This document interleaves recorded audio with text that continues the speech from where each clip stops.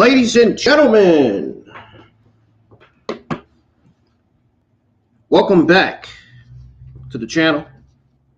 I'm IWN, and this is your December 15th, 2022 NXT review.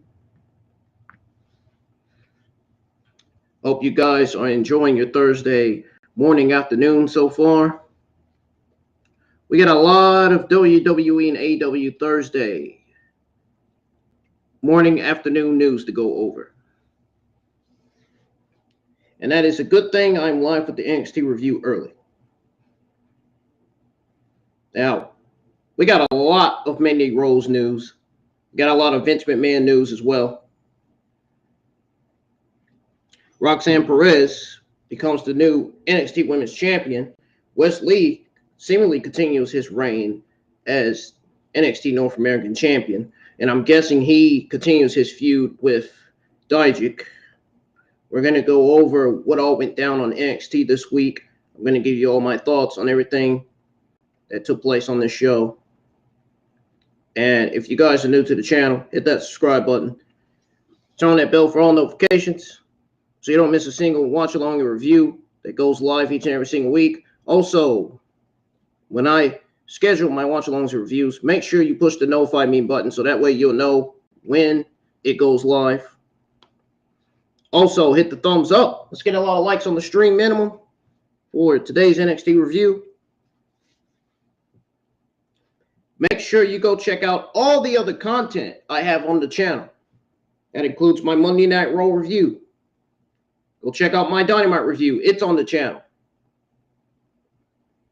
If you want to listen to my entertainment on my Dynamite Watch Along, that's on the channel. Go check that out. Last week's content is still on the channel. Go check that out. If you missed your WWE and AEW Wednesday morning news, go check it out, guys. Everything is on the IWN YouTube channel, man. Everything. Every single wrestling review is on the channel. Well, every single WWE and AEW review is on the channel, man. Every single WWE and AEW news live stream is on the channel as well. I'm going to be doing those probably starting at the beginning of next year. I took a break on going live with my WWE and AEW news live streams for a bit. But that's okay. I'm going to be back to doing those again very soon.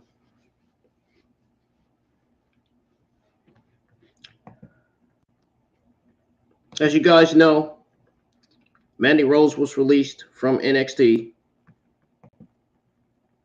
because of, I'd say, it's kind of tough to say it because it's devastating. It's complete BS. It really is. So, apparently, Mandy Rose got released from the company over photos that she posted on BrandArmy. We're going to go over that after the review. So, NXT wasn't all that bad. However, it had some downs and it had some ups.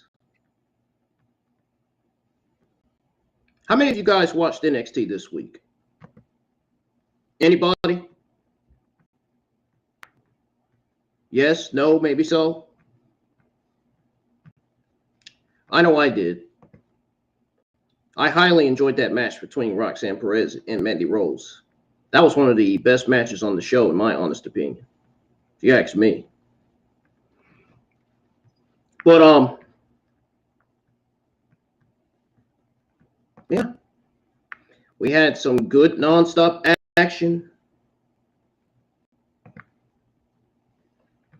This definitely felt like a Triple H NXT. This week's episode of NXT did. It felt like the Triple H administration writ and produced the show.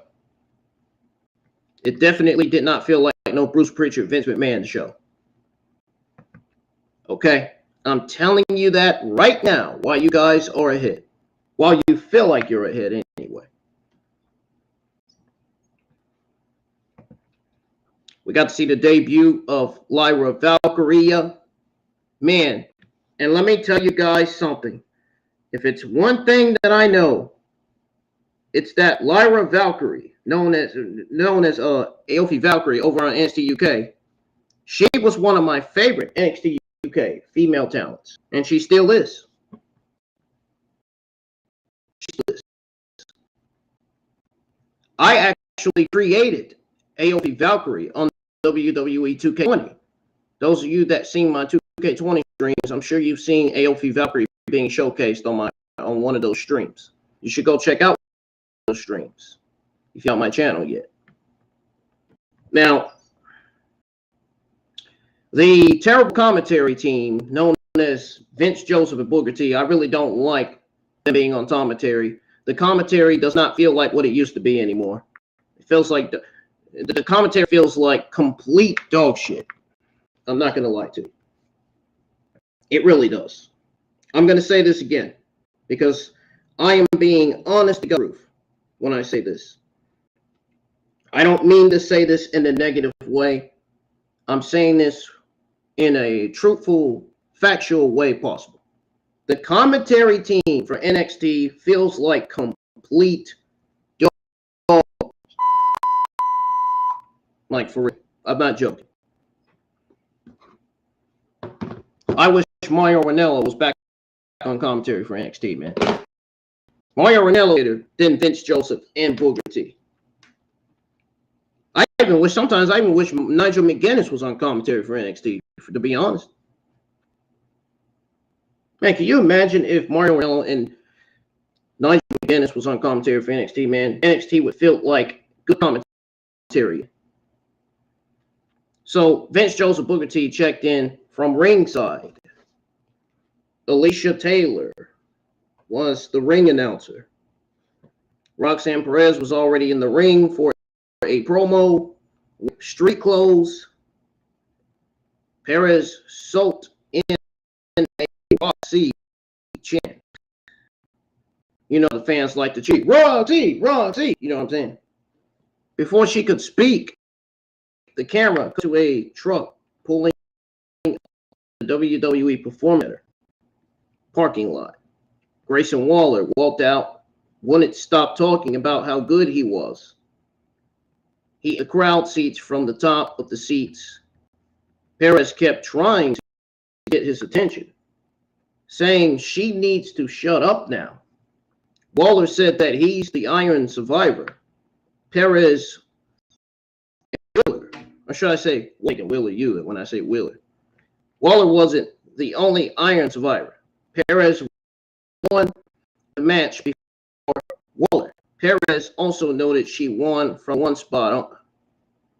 She won from number one spot, and Waller called Perez Book Wrestler. Waller said Perez only finished the match because she needed to get home early for bed. Waller bragged about hanging out with some reality TV stars after his victory. Waller said, "There's no way Perez is beating Mandy Rose." Now, Bron Breakker made his entrance and called Perez the Honor NXT by lasting all 25 minutes of the match. Breakker said nobody gives a damn what Waller thinks. Breakker called Perez the future NXT Women's Champion. A Roxy chant ensued. Waller called Bron Nathan and asked him how his jaw feels after Waller cracked it. Waller bragged about how he got 2 pinfalls in the match in the first few seconds he entered. He said others make memories, while his is here to make moments. Breakker chased Waller away. Mandy Rose showed up, hit Roxanne Perez in the head with the women's title. Rose posed to end the segment. The show cut to the NXT doctor checking up on JD. Didn't allow the doc to talk because he knew that he was medically cleared. The crew showed up. Julius blamed J.D. McDonough throwing up his knee. Brodus said he wants to hurt J.D. J.D. said he respects the love between brothers. The segment was cut when they cut back to Roxanne Perez in the ring. Perez said she didn't want to wait until New Year's Eve. She wants her title match tonight. Mandy Rose accepted. Wes Lee entered the WWE Performance Stage area. He was jumped by Channing Stacks Lorenzo. Both men brawled to ringside. The referee called for the bell once both men entered the ring. Now, I will say this was a bit of a hectic opening.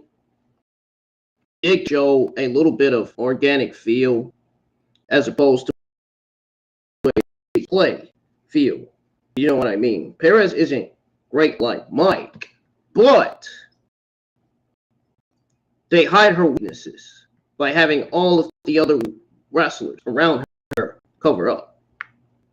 Now, Grayson Waller, in particular, has done this well in past segments to where he actually compensates for the promo of his opponents, which is very, very great, man. Impact opening segment, riding the high from NXT Deadline. You know, this segment was basically a Perez, Rose, and Breakker versus Waller getting a jump start. This is like a Perez versus Rose, Breakker versus Waller segment, if you will. It looked like at first it would lead into a mixed tag team match. Instead, it led to a shocking title match announcement that completely changed the complexion of the show. The Women's Championship match did give a limited card an exciting hook.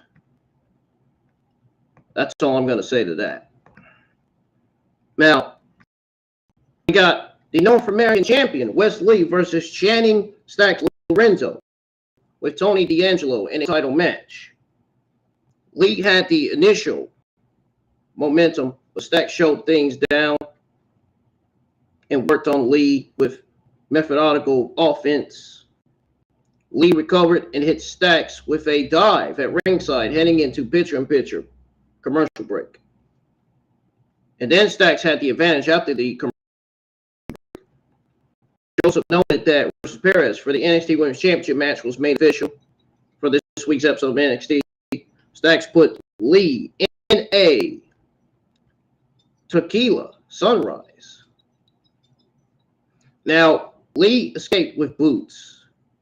Stacks came back with a backbreaker for a 2 count. Stacks reversed a body slam by leaning into a crossbody. Lee caught Stacks with a pseudo suplex after Stacks was being berated by D'Angelo. Lee flew at Stacks with strikes and followed up with a CQC combo. Caught Stacks with a running German suplex. Lee hit Stacks with a waterfall kick for the win. And that was pretty much it. Now, Dijak made his entrance and entered the ring. Tony D'Angelo attacked Lee from behind, left him laying. D'Angelo glared at Dijak as he ring. I'm guessing that we're going to be seeing the alliance of Dijak and on NXT sooner rather than later. I think that's what this is leading to. Either that, or this could be leading to Tony D'Angelo turning babyface. Or maybe Stacks turning on Tony D'Angelo, turning babyface to feud with the newest member of Tony D'Angelo's family, Dijak. It could be one of the three. We'll have to see and find out. Now,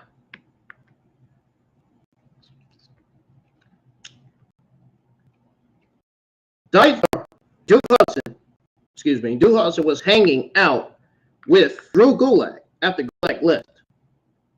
Thea Hall and Andre Chase showed up. Chase wondered if Hudson was entering the college transfer portal.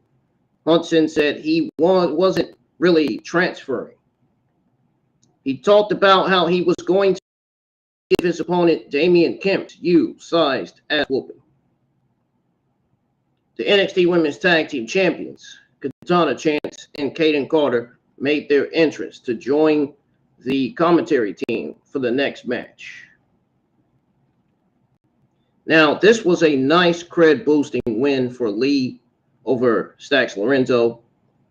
Lee sold a lot for Stax. He did. But that's his underdog style.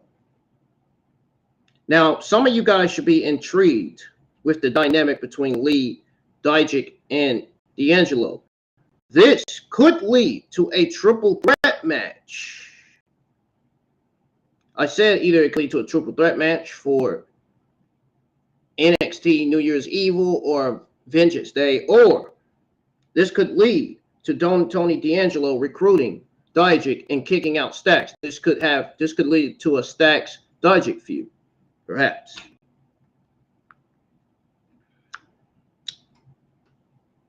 Now, what we are hoping doesn't happen is that Dijak becomes D'Angelo's new own, because Dijak is capable of handling himself.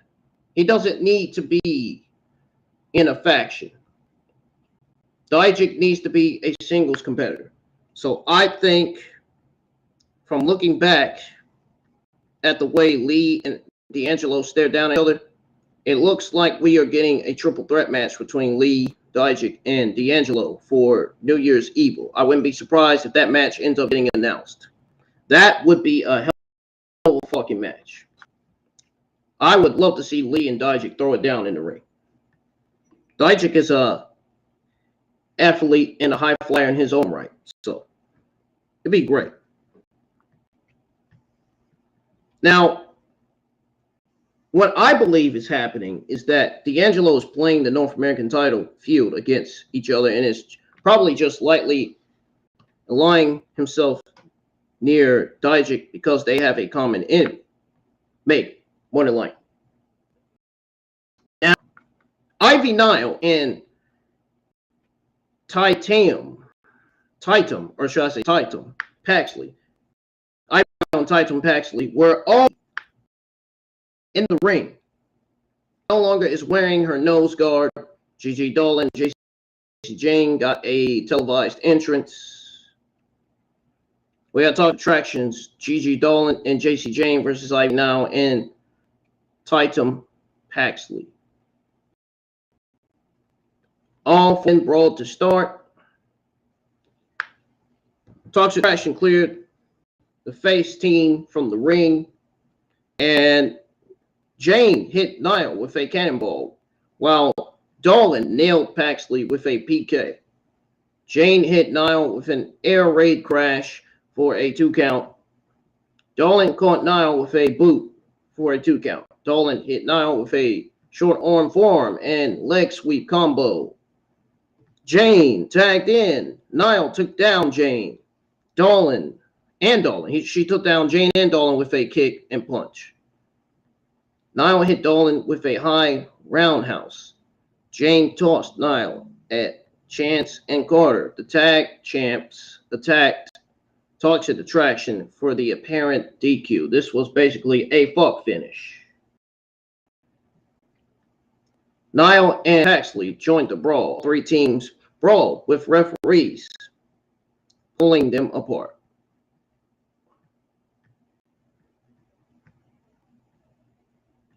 Never mind fuck finish. This was a fucked up DQ. Huh!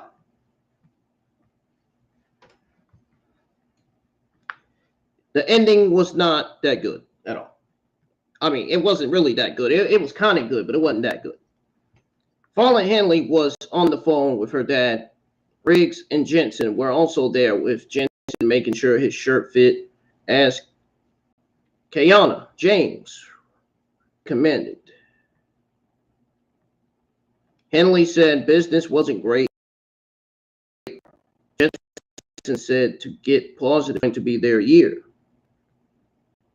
Now, Odyssey Jones and Von Wagner was shown heading to the ring from different parts of the WWE PC. Carmelo Hayes and Trick Williams were looking at social media and talking about how Twitter is talking about Melo missing his shot on Saturday. Melo was wearing a Dodgers-themed jersey that said dollars. Melo said he would have won if the match was 30 minutes. Melo said he is still him. Trick showed Melo a picture of Exam, posterizing Melo. Melo asked Trick to delete the tweet picture because he's about to delete Exam. Trick said you can't delete other people's Twitter pictures. Von Wagner and Robert Stone were already in the ring. Odyssey Jones, Blink Blade, and Endurus Ignoff got a televised entrance. We got Von Wagner with Robert Stone versus Odyssey Jones with Malik Blade and Endurus Ignoff. I'm not sure why they got Jones paired up with Malik Blade and Ignoff. I don't know. This could be a trios faction in the future. You never know. Jones no-sold Wagner's shoulder tackles. Both men went to 3-point stances. Got the upper hand with the low tackle. Wagner got the upper hand after hitting Odyssey with a big boot. Jones escaped a sleeper by ramming Wagner into the ring post 2 times. Jones caught Wagner with a corner splash. Jones hit Wagner with a delayed World's Strongest Slam. You can easily tell that Odyssey Jones is going to be the next Mark Henry in WWE, whether you like him or not. While the referee was distracted by Robert Stone running around the ring, Malik Blade and Endurus Ignoff, I think they're going to be the next Street Profits in WWE from looking at these guys. Malik Blade hit Wagner with a cheap shot as revenge for breaking his dad's sweater. Odyssey Jones hit Wagner with a running crossbody for the win. Odyssey Jones is easily the next Mark Henry in WWE, and Blake and Endurus are the Street Profits, are the next Street Profits in the WWE. No question about it. Von Wagner is the next big thing in WWE, in my honest opinion. Now, it was a good match while it lasted, and at the same time too, Wagner got squashed while there was interference. Now, it should have never been enough for a recent NXT Championship contender to lose in under such 3 minutes. You know, it is likely his run is coming to an end, so he is going out putting over other talent at this point. Might as well say that. Jones got a solid boost with a dominant win. And you know what? Once he is back to his best physicality, once he's back to his best physically, he could be an interesting title contender in NXT. Now, as far as Wagner goes, on the main roster, WWE will need to do a much better job developing Wagner. He is a decent performer, but needs booking that makes him more interesting. Now, Mackenzie Mitchell interviewed Javar Barnett. I don't even know who that is. I've never heard of him. And she said, or should I say, that she's rooting for Ikemen and Jiro in Javi's match later. Javi said that his fans are either big body bandits, ballers, or bulldogs. Mackenzie said that Javi is no. Javi settled on big body believers. Javi left. Mackenzie said she still hopes Icon Manjiro beats Ivy. Well, at least we don't have that jacket anymore on NXT. You know, the duo of Kushida and Icon Manjiro. You know, jacket time.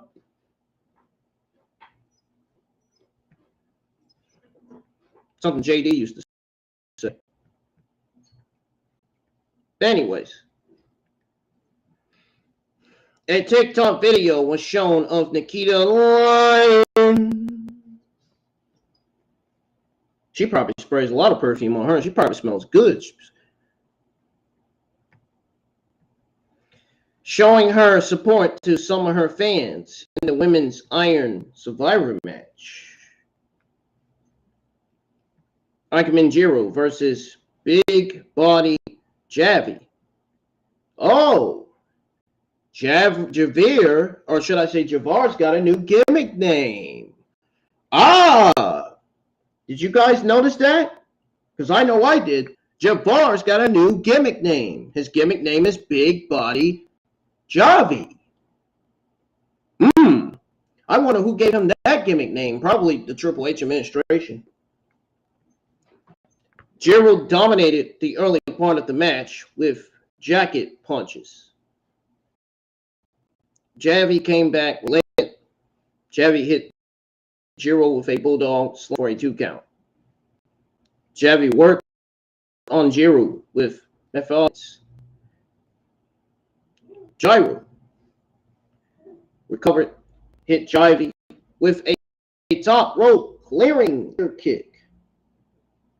Gyro rallied with jacket punches. Gyro caught Javi with a, I don't know what the hell this is. Jamanjiri, I guess. That's what it's called. And a Frankenstein. Gyro hit Javi with a leg lariat and did a handstand into the pin for the victory. Now, the artist, formerly known as Reggie Scripps, attacked Icon Manjiro. Scripps had new, tighter ring gear, an upgrade, stood tall, wearing Gyro's jacket after hitting Gyro with a Molly go round. The NXT Tag Team Champions, the New Day, were shown heading to the ring from backstage. Let me know what you guys thought of that match. Honestly, my thoughts, for a sprint, the length of a squash match, to be honest, I guess you could say it was fun work from both men. Darnell and Jiro have chemistry. It was clear that the Jacket Man was working hard to make the most of his TV time. Okay? And I don't want to say this to make the fans upset, but Scripps versus Jiro is just not a match I want to see. It's not all that interesting on paper at all. But both should work hard to put on an exciting performance, hopefully. Hopefully the match will be better at establishing Scripps in NXT. I hope to God. If this match is not going to be better at establishing Scripps in NXT, one of his fans or one of the co-workers in the community are going to have a problem with this, more than likely. I think Reggie's fans are going to have a problem with it more than the co-workers, more than the employees, more than his friends, his employee friends in WWE. Because, you know, he was once the manager of Carmelo. Or should I say Carmella? Carmella is money. You know, the one that Corey Graves is dating.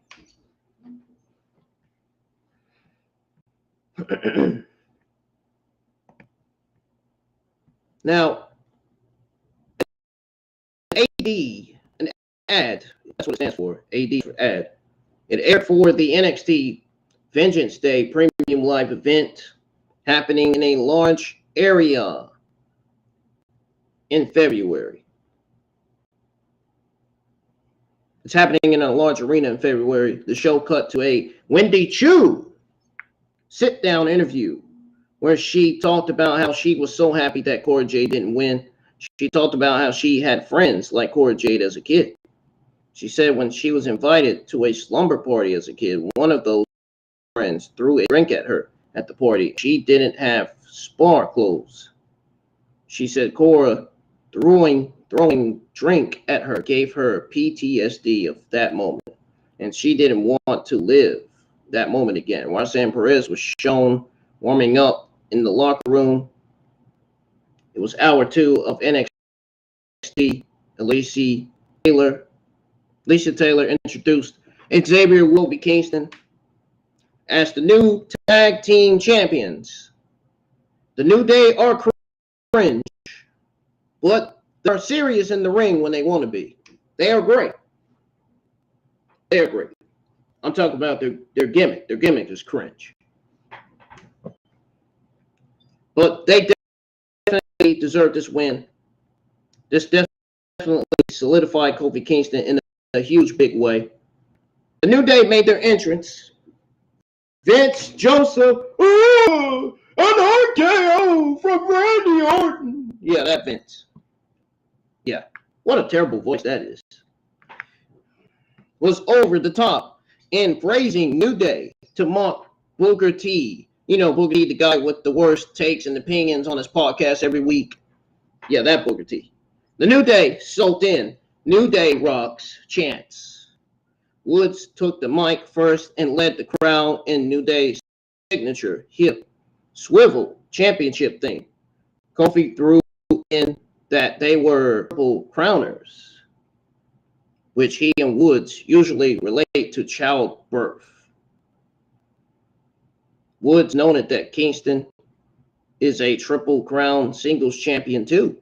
Woods also talked about how Kofi passed Booker T's tag team title win record with 15.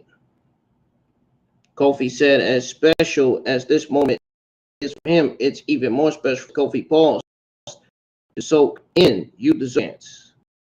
The crowd also chanted. Woods talked about being in NXT when it started 10 years ago. Woods talked about being in the first televised NXT match against Big E Langston. Woods also talked about being the first NXT call-up. They did an ESPN documentary on this. Woods said he had one thing missing, and that was not winning gold in NXT. Kofi said it was time to celebrate. Kofi started to twerk on the ropes. Typical cringe from Kofi Kingston. And Kent Wilson and Elton Prince, Pretty Deadly, made their entrance. Wilson said, no, boy. Prince said, New Day ruined their Christmas. Woods said they wouldn't ruin Christmas because Santa is the crowd. The crowd cheered the guy in the crowd in a Santa hat. That's not the real Santa, though. Woods said Pretty Deadly had a tough week with England getting kicked out of the World Cup. Pretty Deadly losing the titles. Kofi bragged about out-twerking Prince. Give me a break. Is that what this fucking goddamn promo exchange was about? My goodness. This is as cringe as Unhinged, man. I tell you. This is as cringe as they come. Seriously, man. That is not something you want to hear on TV. Especially if a man's doing it. No. If a woman's doing it, yeah. Man, no. Hell no. Leave me out of it. Kofi said he believes they had magic in the ring last week. Kofi said he's serious that Pretty Deadly are both talented. Pretty Deadly thanked Kofi for that.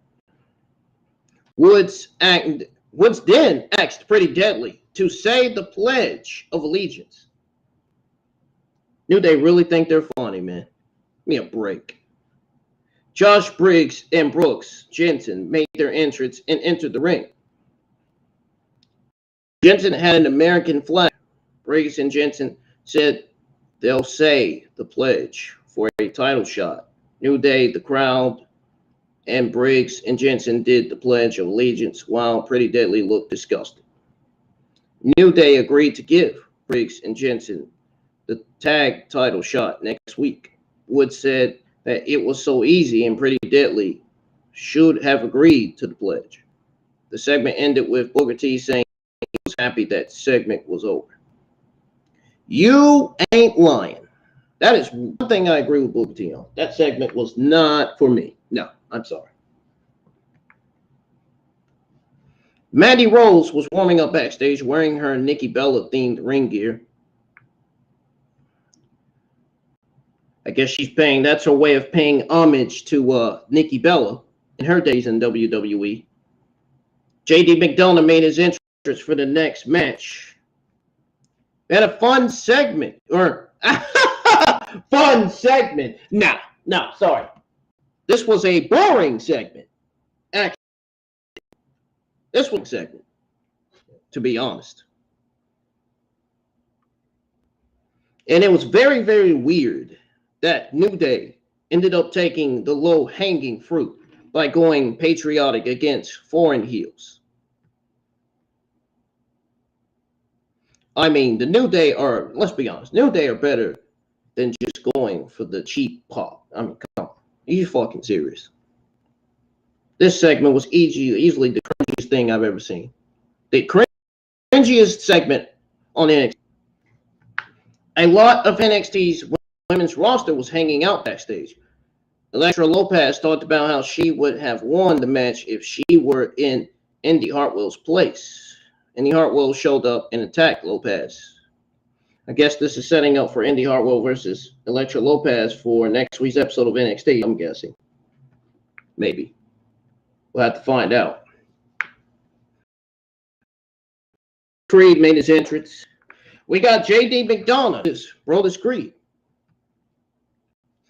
McDonough put Creed in a headlock. Takedown. Brodus no-sold forearms.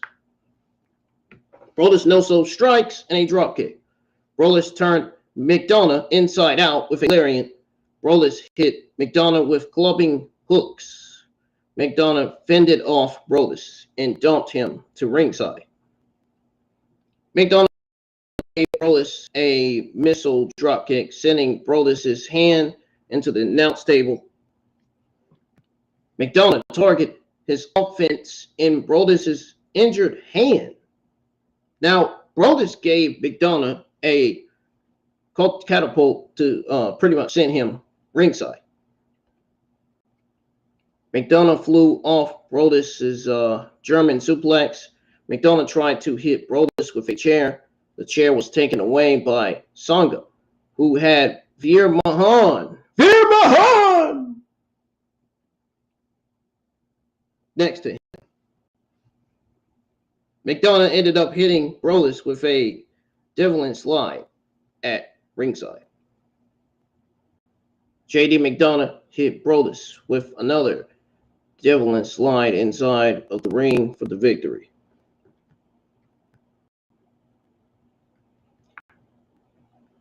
Veer Mahan and Sangha shook their heads in disappointment at ringside.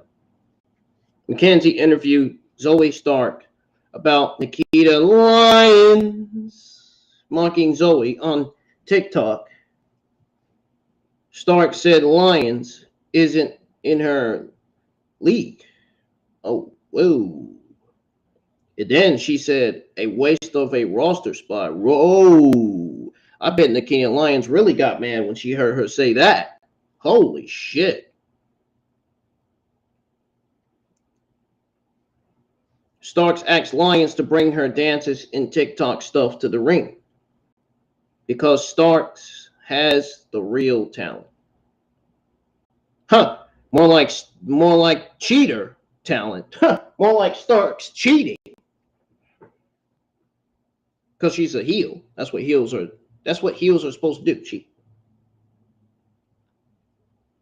A Lyra Valkyria vignette aired to hype Lyra's debut after the break. So, As far as this Brodus Creed versus JD McDonough match goes, we did get a nice bounce back win for JD McDonough. Now, I don't know about you guys, but I did like that he ended up getting the dominant clean win as opposed to the DQ loss. JD has been NXT's in-ring MVP for the past few months, and he's been doing that, eating a ton of losses. Now, this win sets him up to possibly feed himself to another opponent down the road while still being Toughlin.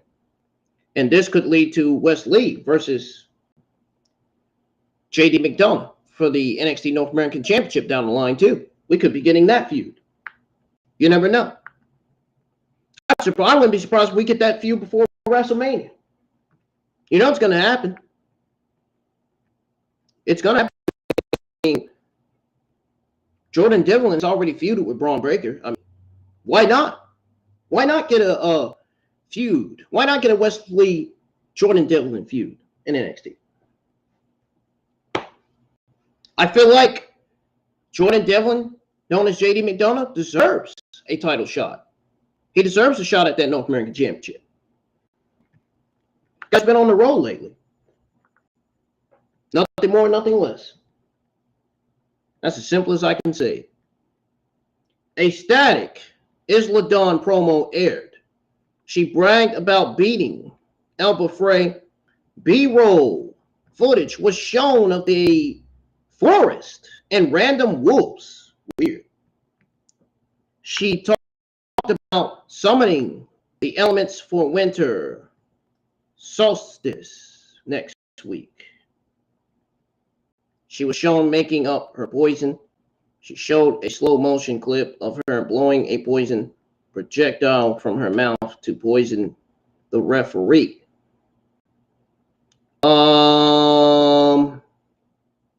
Poison? Excuse me? It's not magic. It's not Muru from the Moru arc. Hello. This is not Moru. Come on. Are you serious? It's still goofballs. Yeah. It is still goofballs, man. Omari Miller was already in the ring. Lyra Valkyria got an elaborate entrance. There was a rain filter on the screen for her entrance. Lyra dominated Omari with chin wrestling. Lyra caught Miller with a retching ball drop kick at ringside. Omari grabbed Lyra by the hair, slammed her into the corner. Lyra came back with an axe kick combo. Lyra hit Omari with a Northern Lights bridge for a 2 count. Miller came back with a sweep and running senton for a 2 count. Lyra hit Omari with a modified dragon whip. Then she hit Omari with a frog splash for the victory. And that was pretty much it for that one. Now, instead, this was a simple introduction. A simple introduction. The rest will have to come with time. She will need opponents to challenge her before her upside as a performer is clear. It's clear as day. Now, the debut for Lyra was decent. Now, some of you guys should be surprised that they gave Omari some offense. She's been the designed babyface enhancement wrestler of the division for over a year. Or should I say designated babyface enhancement wrestler of the division for over a year. I wouldn't mind if she gets her push one of these days to see how great she really is, to see what she can really do in the ring. She needs to prove that she's championship material. If she can't prove that, then it looks like she's going to be way below in the NXT women's division. She's going to be at the bottom of the barrel, bottom of the list. Now, what has really impressed me so far Given that Aofi Valkyrie is one of my favorite NXT UK female talents, what impressed me so far about Lyra is her presentation. Now, I really like the Lucha Underground, Woe style, cinematic vignettes. I like those vignettes. I like the WWE vignettes too. The rain on the video wall, you know. I also kind of do like the name change from Aofi Valkyrie. I wish they would have went with Aofi Valkyrie, to be honest. But at the same time, for the life of me and you guys and other people, always struggle to pronounce Aofi. Aofi. I think Lyra Valkyrie is the proper name for her, to be honest. I don't know why they had to give her Aofi. I mean, I don't get it. I think it's safe to say that Vince Bruce gave her that name. Something Vince and Bruce, the idea that Vince and Bruce came up with as far as ring name goes. Mackenzie Mitchell interviewed Exam, who was wearing his signature turtleneck. Mackenzie brought up Exam going up against Carmelo Hayes next week. Exam said, "You could tell he looks nervous. It was a joke because he has no face." Exam then asked Mackenzie to look in his eyes, which was the same joke. He said, "No, he fears no one." He basically fears no one, man. He then talked about how people will see his huge smile. The joke was never great to begin with. He didn't have to run it back 3 times. I mean, the guy does have a great speaking voice. Don't get me wrong. He just really fumbles all his promos, you know? Practice makes perfect. That's what they say. That's what people from the old era used to say back in the day. Hopefully he's putting in the time in promo class. Duke Hudson, Thea Hall, and Andre Chase made their entrance. Kiana James caught up with Brooks Jensen backstage, who acted nervous. Kiana said Jensen should be more happy now. Jensen said he's actually worried about Fallen Henley's bar troubles. Kiana's busty secretary handed Jensen a gift. Kiana said it was a form-fitting dress shirt.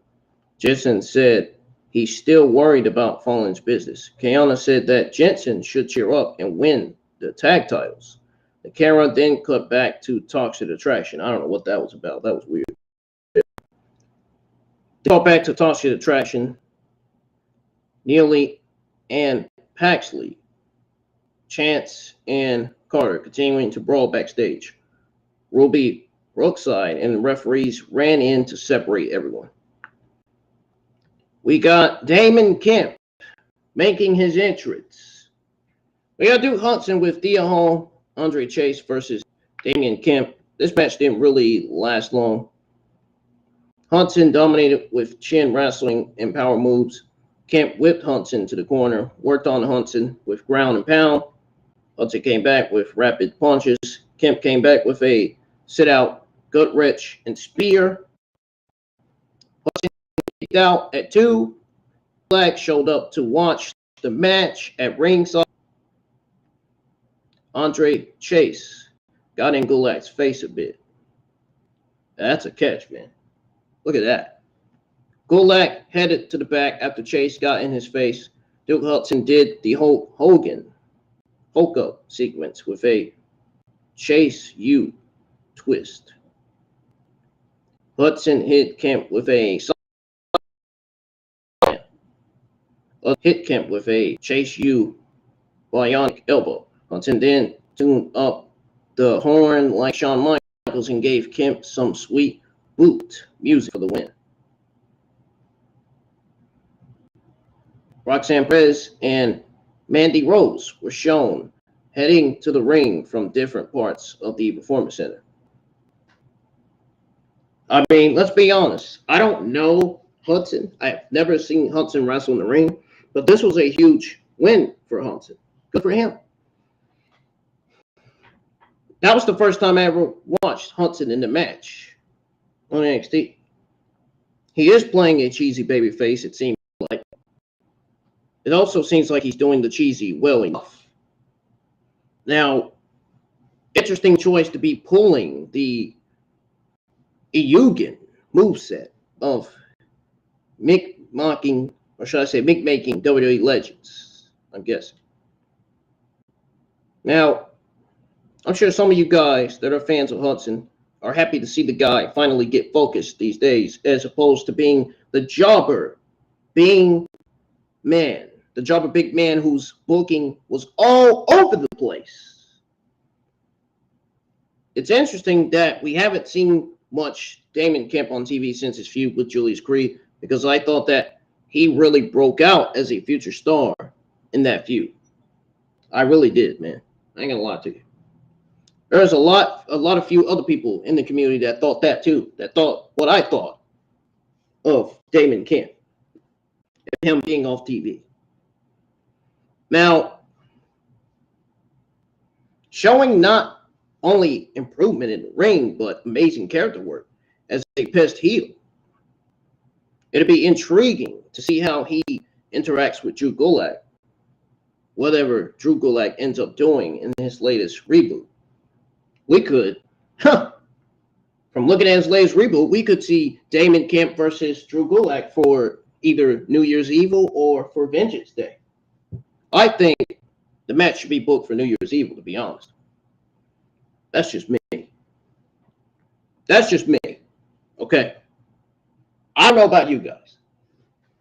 What do you guys, which show, which pay-per-view or which show do you guys think this match should be booked for? New Year's Evil or Vengeance Day? Let me know in the live chats. The New Year's countdown vignette aired. The blonde woman's face still wasn't shown. Again, my guess is that it's a returning Tiffany Stratton. The following segments were advertised for next week. Chance and Carter versus Nile and Paxley versus Toxic Attraction for the women's tag belts. Exam versus Carmelo Hayes. And the New Day versus Briggs and Jensen for the NXT Tag Team Championships. Roxanne Perez made her entrance. Booker T was over the top in praising his former student. He also mentioned that she was the inaugural Ring of Honor Women's World Champion. Mandy Rose made her entrance in her Nikki Bella gear. Vince Joseph plugged the ticket sales for Vengeance Day. They've done a lot to push tickets for the arena show. Alicia Taylor handled the formal in-ring championship introductions. So this was pretty much the main event of this week's episode of NXT. Now, Perez had the advantage early on. Rose came back with a cartwheel into a drop kick. Perez came back with a series of arm drags. Perez rolled up Rose with a jackknife for a 2 count. Perez sidestepped Rose to send her into the ring post. Perez hit Rose with a suicide dive. Rose reversed a pop rocks attempt at ringside. Rose sent Perez into the steel steps heading into picture-in-picture commercial break. Back from the picture-in-picture commercial break, the crowd gave both women dueling chants. Perez hit Rose with a jawbreaker. Perez rallied with axe handle strikes. Rose countered a leg sweep. Perez adjusted and hit Rose with a shotgun dropkick. Rose gave Perez a shoulder, a big boot to block an uppercut. Both women climbed to the top rope. Perez hit Rose with a Frankensteiner for a 2 count. Rose hit Perez with a gut-wrench suplex for a 2 count. Then Perez reversed kiss from a Rose for a 2 count. Rose rolled Perez into a yes lock. Perez used a roll-up to escape. Rose hit Perez with a kiss from a Rose. Perez kicked out. of Perez's finisher. Rose complained to the referee. Rose dragged up Perez's dead weight. Perez reversed the fairy tale ending into a 2-count small package. Perez hit Rose with Pot Rock's Code Red for the pinfall victory. The camera showed an excited Booker T who said, "We did it!" Streamers shot in the air as Perez posed with the title belt to close the show. Congrats to Perez. She actually deserved this win. I think the Triple H administration was what led to Perez winning. I think Triple H administration's last-minute decision to have Mandy Rose drop the title to Perez was ultimately the reason why Perez won.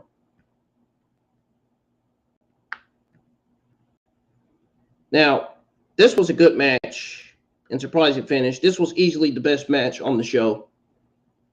Now, we also looked up to the NXT Women's Championship title history. Rose was 3 days away from passing Shayna Baszler for the number 2 spot of longest title reigns. Because of that, I'm sure you guys are wondering, why did they have to pull the triggers so soon? A lot of times when this happens, it means call up, but who knows? Actually, I do know. You want to know why they pulled the trigger so soon? Because Mandy Rose got released from WWE. That is why they pulled the trigger so soon. She was released over photos that she had on her BrandArmy website. You know, I'm not surprised. And due to her release, I'm not surprised that they didn't have Mandy hold the belt. May challenge Asuka to a match with the streak on the line. I don't think Asuka's going back to NXT. Let's be honest. The match was great. We got a Roxy chance. Now, Mandy Rose was fairy tale-y good in ring compared to the days when they rushed her into the Raw and SmackDown. Her time in NXT has helped immensely. And, you know, she always had the confidence on the mic, and the stage precedes the stage presence. She hangs in the ring with greats of the division, pretty much. She proved that in the Miku Satomura feud, especially. This was a very, very good episode of NXT that became noteworthy with the surprise finish. They even had Perez kick out of Rose's protected finisher. That looked even more great. Ladies and gentlemen, that is going to do it for your WWE NXT December 15, 2022 review. If you guys enjoyed it, hit that thumbs up. Subscribe to the channel if you're new. Don't forget to go check out the other content I have on the channel. I'm going to take a 3-minute break, and when I come back, I'm going to be going over your WWE and AEW Thursday afternoon news. I do have a lot of breaking news on Mandy Rose. We got news on Vince McMahon to talk about and much more. I'll be right back, guys. Don't go anywhere, man. We got a whole lot of WWE and AEW Thursday afternoon news to go over on this Thursday. The camera's acting. The camera just shut off by itself again. I'll be right back, guys. Don't go anywhere. I'm going to have to find out why my webcam is doing that, by the way.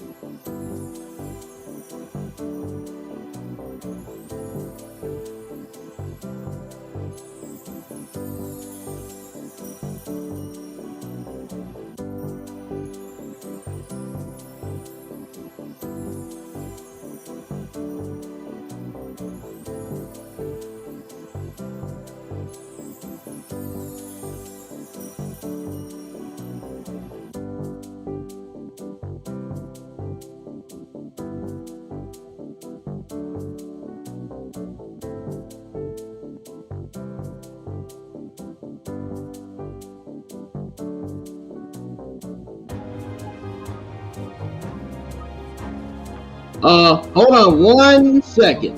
1 second. Guys, I forgot to tell you one last thing. One last thing. I just found out that we got a new subscriber. David Manila, welcome. Welcome.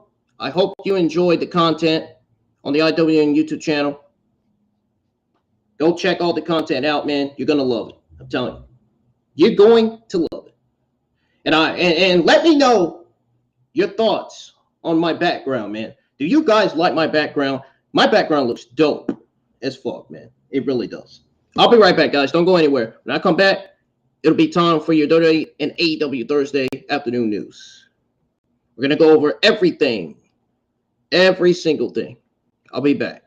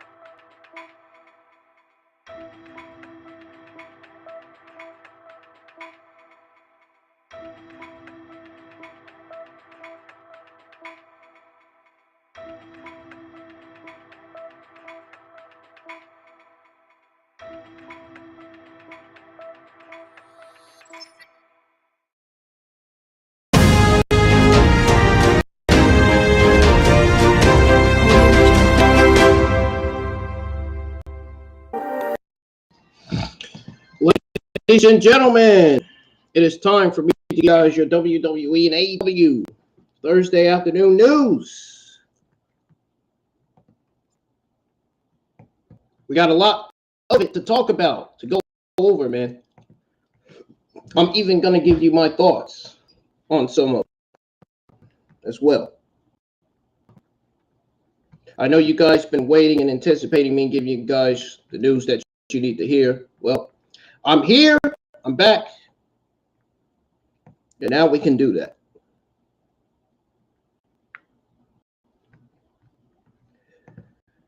So, we're going to start with your WWE Thursday afternoon news. We're going to start with the news on the New Day. We're going to start with the news on New Day. So, apparently, the New Day, they appeared on NXT this week.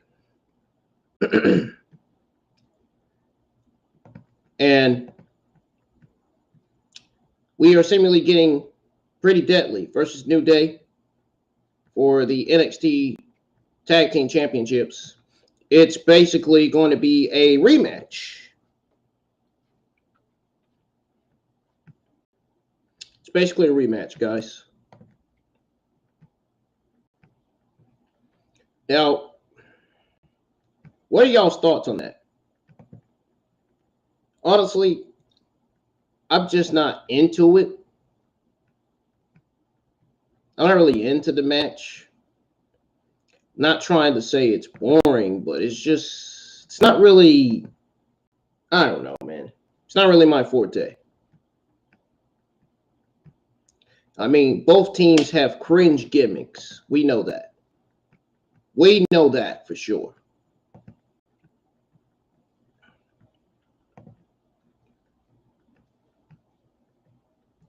Let me find this news article real quick. Give me a second, guys.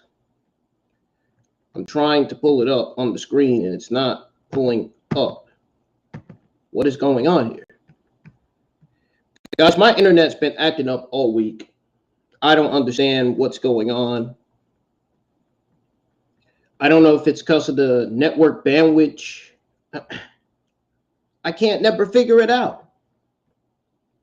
I can't never figure it out, man. Never. And that's sad. That's sad, man. That's sad that you can't never figure out what it is, you know? It's fucking ridiculous. It really is.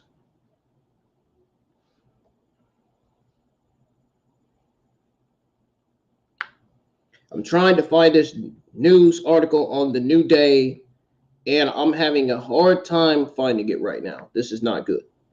This is not good. Please don't leave, guys. I promise you, when I find it, I will go over it. I don't know what's going on.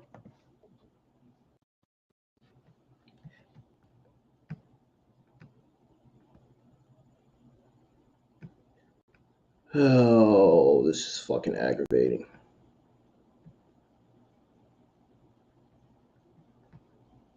Aggravating, man. Ugh. Put on some music, man.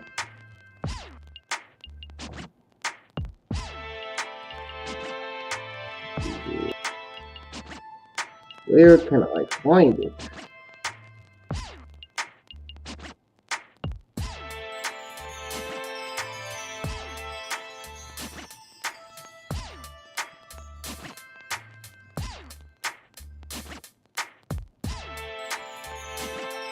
Okay, I'm starting to get very, very pissed off and impatient as well. Because the news article has not shown up on the screen yet. Like, what in the fuck is going on here? What is going on here, man? I don't understand this.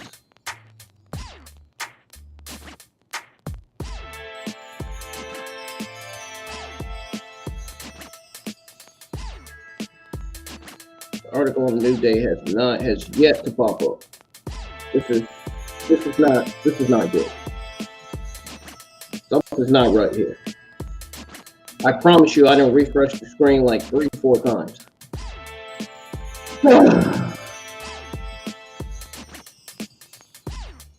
If it ain't one thing, guys, it's another.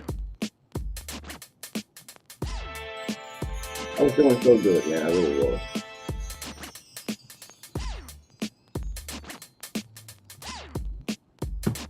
It's taking longer than I thought. Okay, something's not right here. Those articles from the other day were supposed to be on here. From the day where I didn't get to finish giving you guys your WWE Wednesday afternoon news or Wednesday morning news. I can't find them. This is not good. It's not good at all. I'm getting impatient. I'm getting very angry.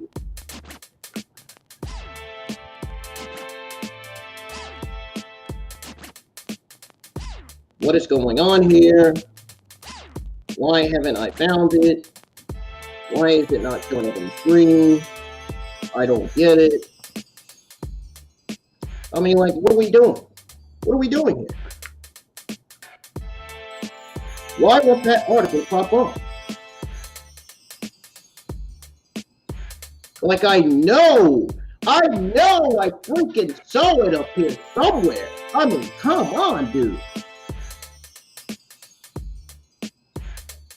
Give me a break.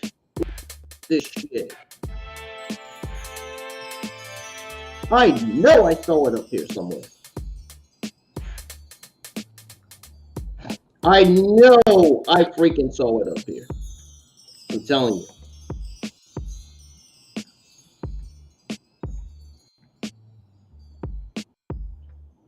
Something's not right here, dude.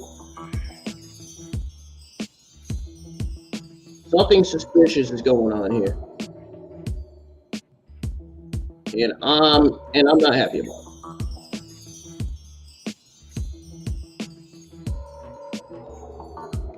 Either that or I'm just not looking all the way down the page. That might be the reason. I might not be looking all the way on the page.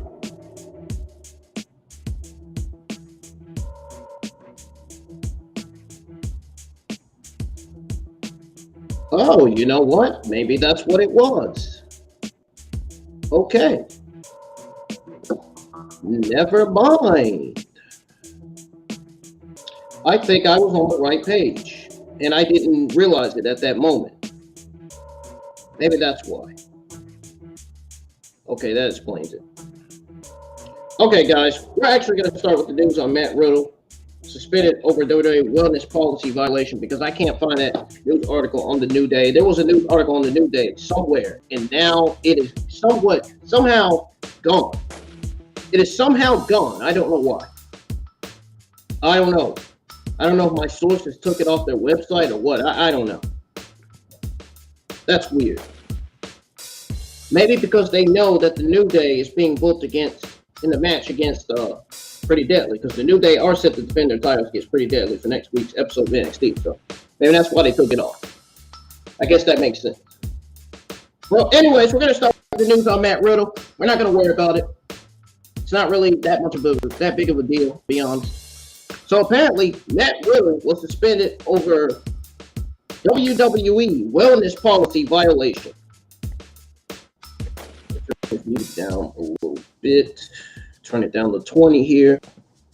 It'll still be playing while I'm going over your WWE Thursday afternoon news. WWE has a wellness policy for their superstars. As you guys know, they have needed to flex their proverbial muscle from time to time and suspended someone if a superstar fails a test. It seems that WWE doesn't see many superstars fail that test anymore. But now a failure has surfaced. This does not sit well with Matt Riddle. Those of you that are Matt Riddle fans and stains, you might want to join in chat for this one, because this one's not going to sound good. You guys are not going to be happy about what happened with Matt Riddle. I just said it. I literally just said it in the open.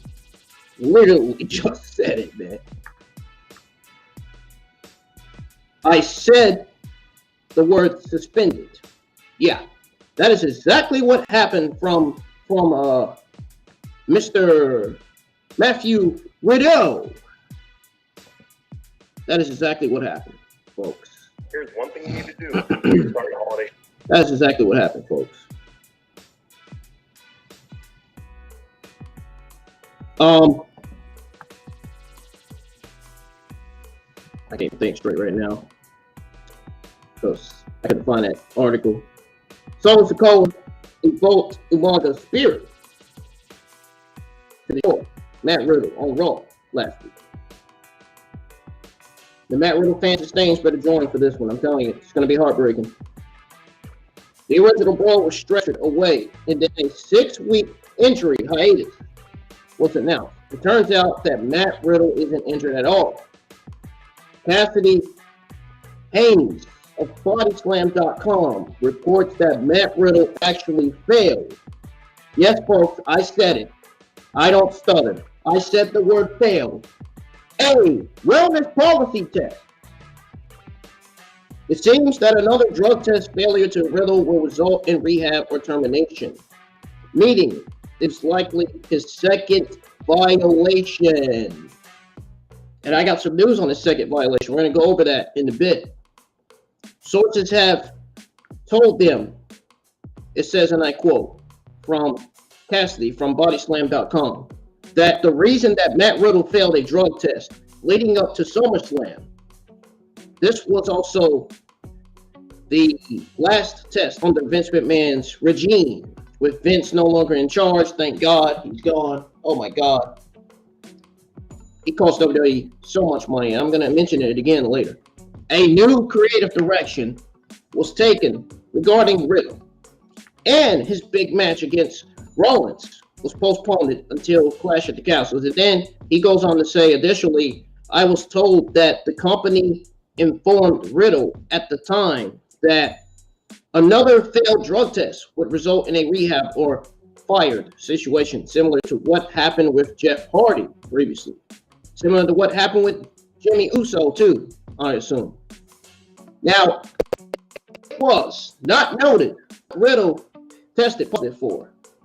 Oh, yeah, and the same happened to Jay, too, I believe. Both brothers. But it was not noted what Riddle tested positive for to cause his wellness policy failing. WWE famously had a weed tax of $2,500. My God, that's a lot of money. $2,500. If someone popped dirty for THC on a test in recent memory, it seems that WWE hasn't even dished out any of those fines. Now, with that being said, the substance in question for Riddle is more than just marijuana. Matt Riddle's 6-week suspension from WWE comes during the holidays, so he will get plenty of time for that. He was also recently spotted with his new adult film star girlfriend, Misha Montana. Somebody I didn't even know he was dating. Somebody that you guys didn't know he was dating either. Now we know. We know now. So he had someone to keep him company as well. What is y'all take on this situation with Riddle? Let me know in the live chats, effective immediately. That means right now. Comment your thoughts in the live chats, guys. I want to see comments in the live chats. Cam, if you're in the chat, man, let me know your thoughts, bro. I know you're probably a Matt Riddle fan. Now,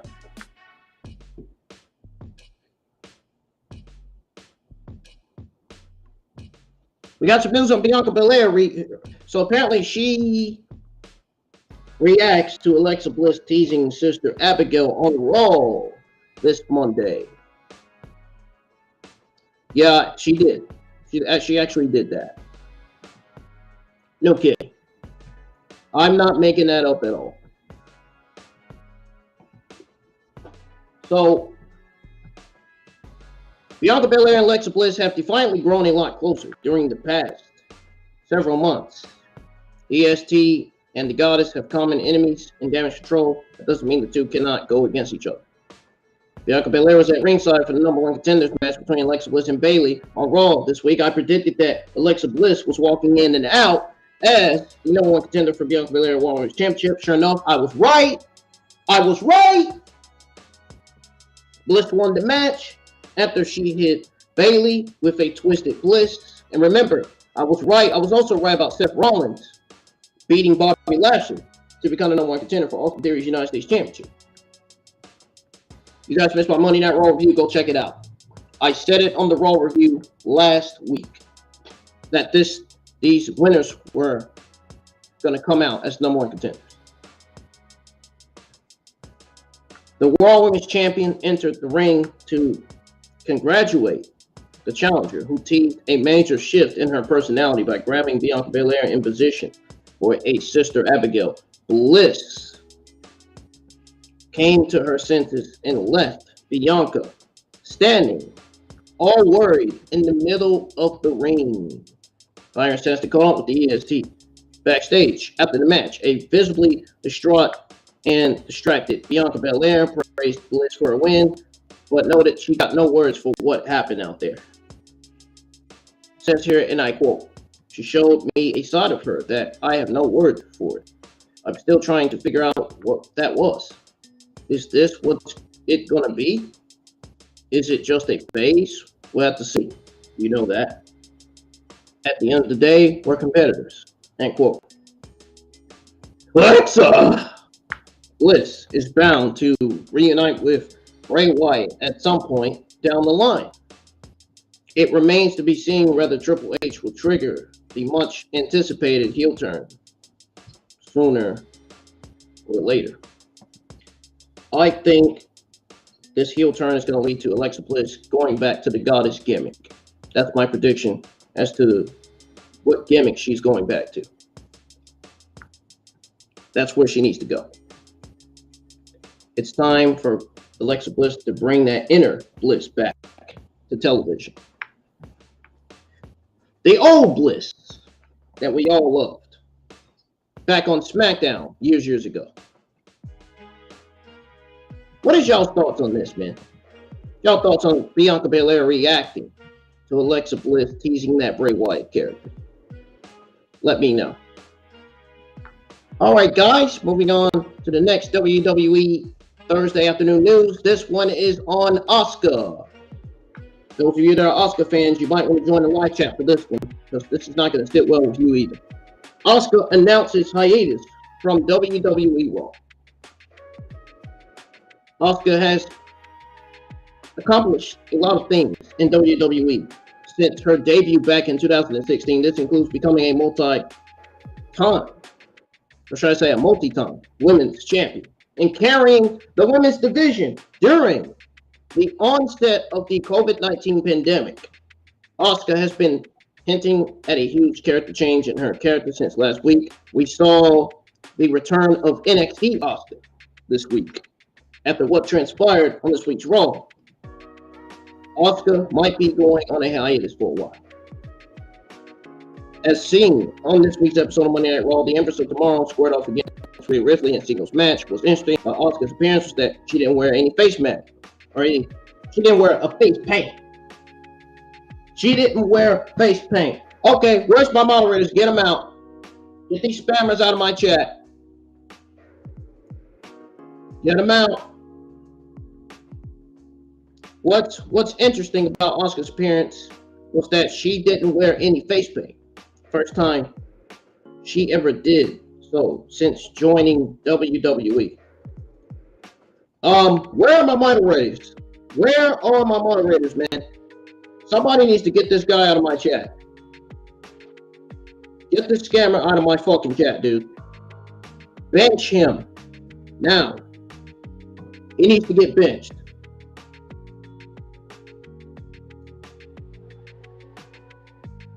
So, the first time she ever did so since joining WWE, unfortunately for Asuka, she was unable to defeat the Eradicator despite her best efforts in missing Dominic Mysterio. Asuka was clearly frustrated about her crushing loss. Following Raw's conclusion, Asuka took to Twitter and hinted at taking a break from WWE television. As a former Raw Women's Champion, stated that she will be going on a trip. She says here, and I quote, "I'll be on a trip for a while. I'll be on trip for a while," end quote. Asuka has been teasing a huge gimmick change by reverting back to her old character, Connor, for the past week or so. I guess we'll have to see how long Asuka will be away from WWE television. Odds are she won't be absent for a long time. That's for sure. I'm getting ready to show you guys the tweets from the Asuka to prove that this is factual news. This is actual information. I don't lie when I give you guys this kind of news. This news is legit. I wish my moderators was in the chat getting this scammer out. I don't like to see scammers in my chat. You know what? Never mind. I'll just get them out myself since my moderators won't do their jobs.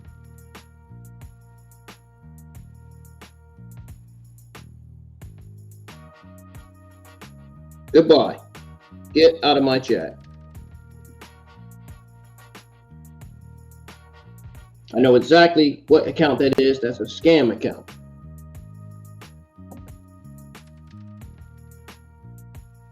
All right. Here's the tweet from Asuka. There's your proof right there. That she tweeted out that she will be on a trip for a while. What's your thoughts on Asuka's tweet? Let me know in the live chats, guys.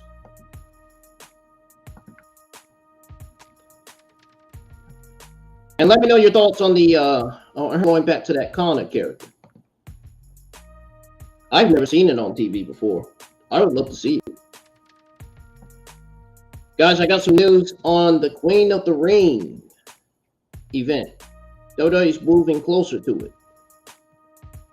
So, King of the Ring has been one of WWE's big 5 pay-per-view events alongside Royal Rumble, WrestleMania, SummerSlam, and Survivor Series before eventually being retired in 2022. There has been reports of bringing the Illustrious event back. It seems we may finally see it come to fruition with a progressive twist.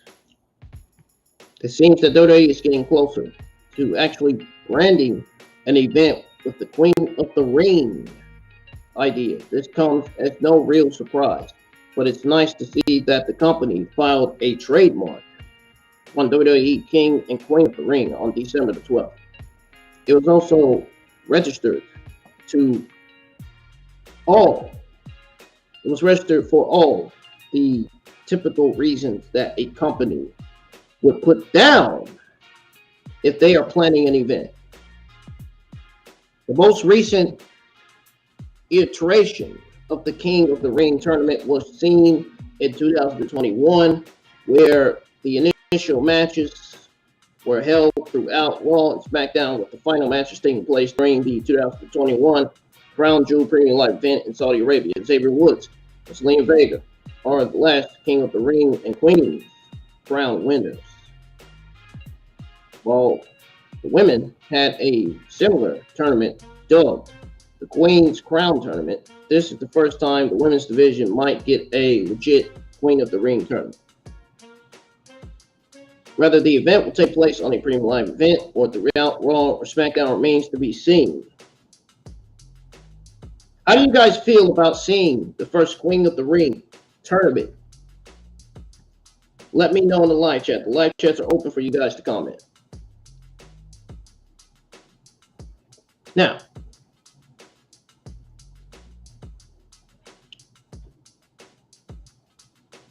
Nikki Cross teases a possible Sanity reunion. I could see Triple H signing Eric Young along with Killian Dane and Alexander Wolf. I could see Triple H bringing back Eric Young, Killian Dane, and Alexander Wolf. I could see Cody Deaner.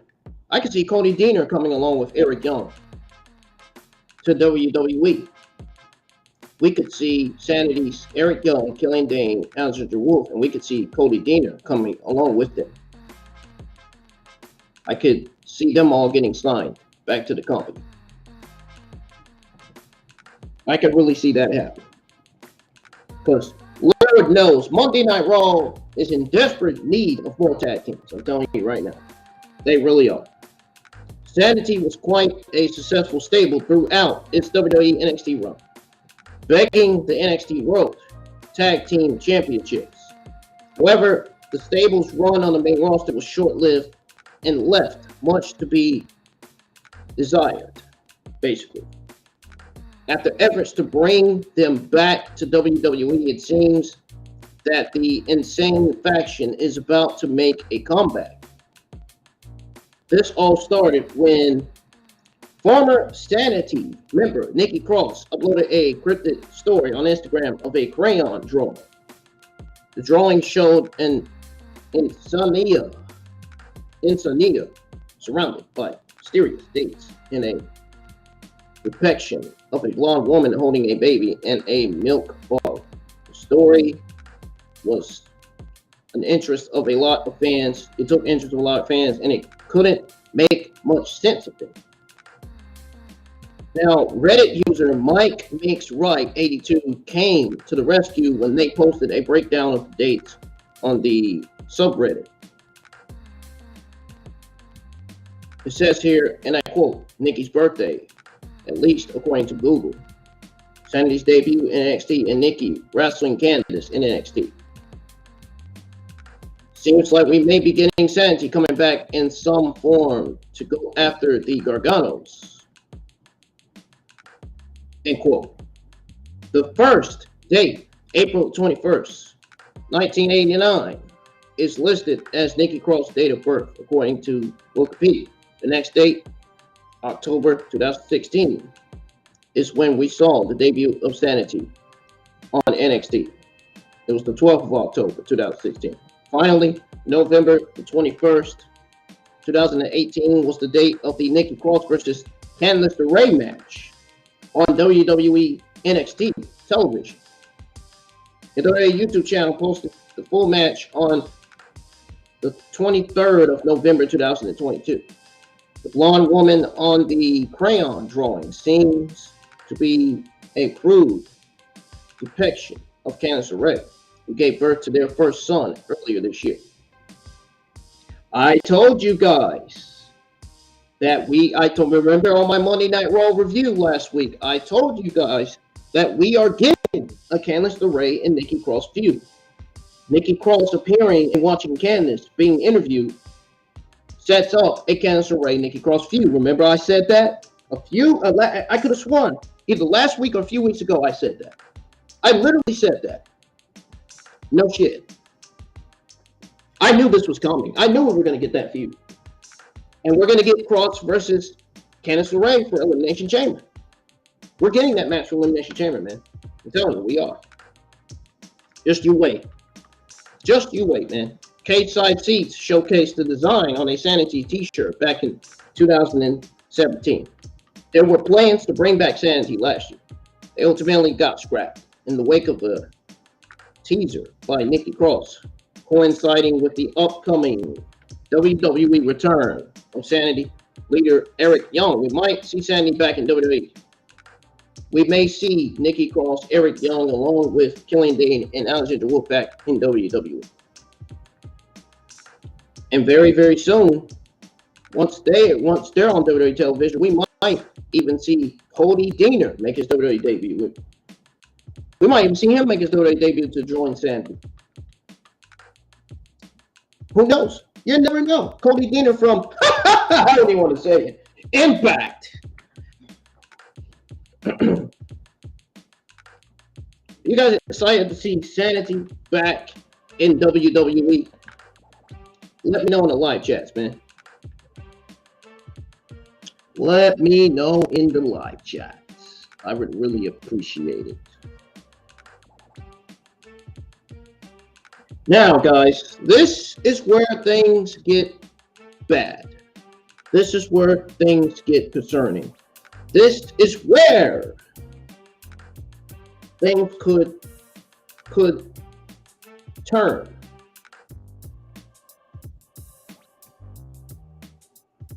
This is where things go bad for Triple H and his administration, because I have some news on Vince McMahon making plans for a WWE return. I don't think this news is real, but we're going to go over it anyway. Fuck it, you know.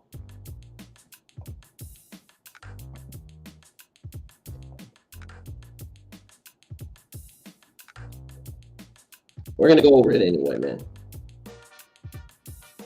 As ridiculous as this sounds, I would have never imagined that we would see, that I would hear something like this floating across social media. Never thought I would hear something like that until now. I cannot believe Vince McMahon, despite his allegations, he is still making plans to return. Now, I don't think this is happening, to be honest. I hope it doesn't happen, because if it does, I'll tell you why. I'll tell you. I'm about to tell you guys in a minute. I'm telling you right now. This news kept an eye on. Really. He really is. Now, apparently,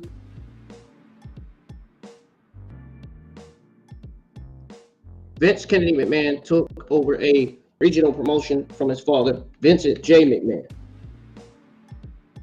in 1982, revamped it into the global juggernaut we know today. Now, he is also known for his portrayal of the evil boss, Mr. McMahon, stepping in the ring with the likes of Triple H, Shawn Michaels, and his greatest rival, Stone Cold Steve Austin. WWE underwent a major change, a very, very important change. It was one of the greatest changes in WWE history, the greatest decision, the greatest creative decision in all WWE, man.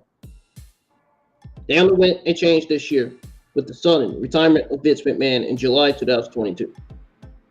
This came during the time McMahon faced various sexual allegations and hush money scandals, with Stephanie McMahon and Nick Khan, in no relation to Tony Khan, taking over as co-CEOs, and Triple H being appointed as head of creative. However, guys, you are going to be so mad when you hear this. I bet you can't wait. I'm not going to keep you waiting, because I'm going over it right now. I'm telling you right now, you're going to be fucking pissed like I am right now. The Wall Street Journal reports that Vince McMahon might be making a comeback. It also mentioned McMahon's decision to retire as bad advice from his close... Oh, man! From his close ones. What? His close ones like who? Like what? You gotta be kidding me. Give me a break with this shit. It says here, and I quote, Vince McMahon has also told people that he intends to make a comeback at WWE, saying he got bad advice from people close to him to step down, and that he now believes the allegation investigations would have blown over had he stayed. End quote. The report by Rebecca also stated that Vince McMahon believed that all the scandals he was involved in would have blown over had he stayed. The WWE's new management, that's Vince McMahon's fault. That's his problem. Now he's got to suffer the consequences for what he did. The WWE's new management doing a fantastic job at the moment, adding Vince McMahon back to the mix, adding Vince McMahon to the mix would completely affect the current regime's work.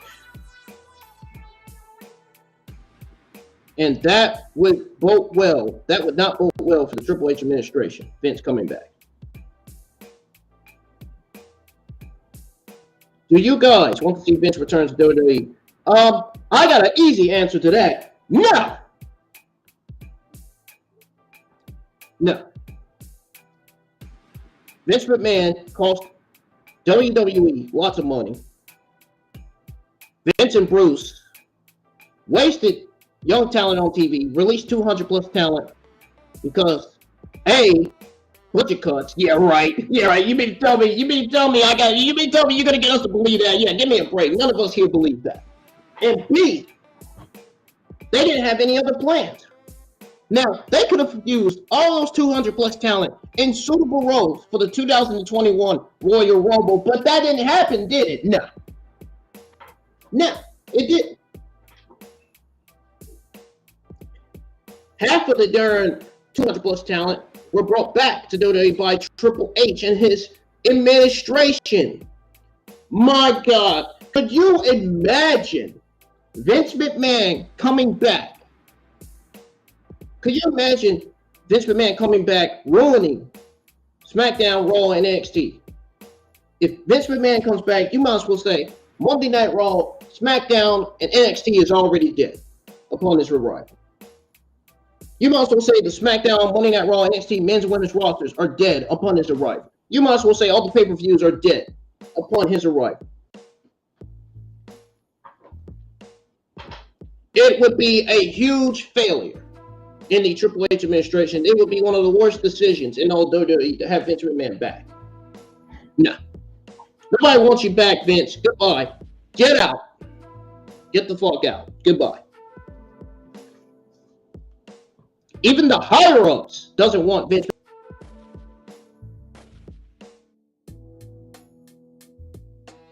McMahon.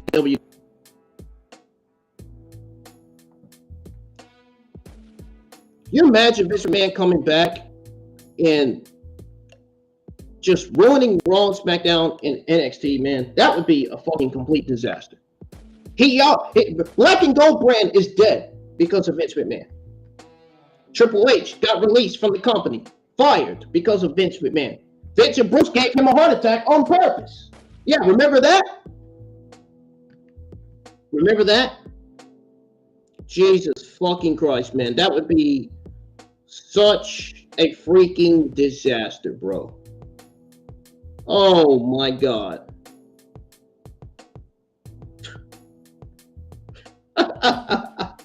I just can't. I can't look at this fucking news article anymore. I can't, man.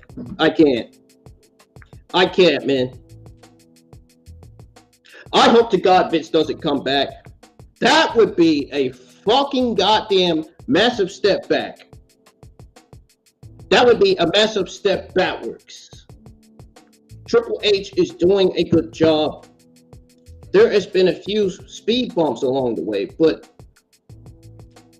Triple H has made changes to Monday Night Raw. He's made changes to SmackDown.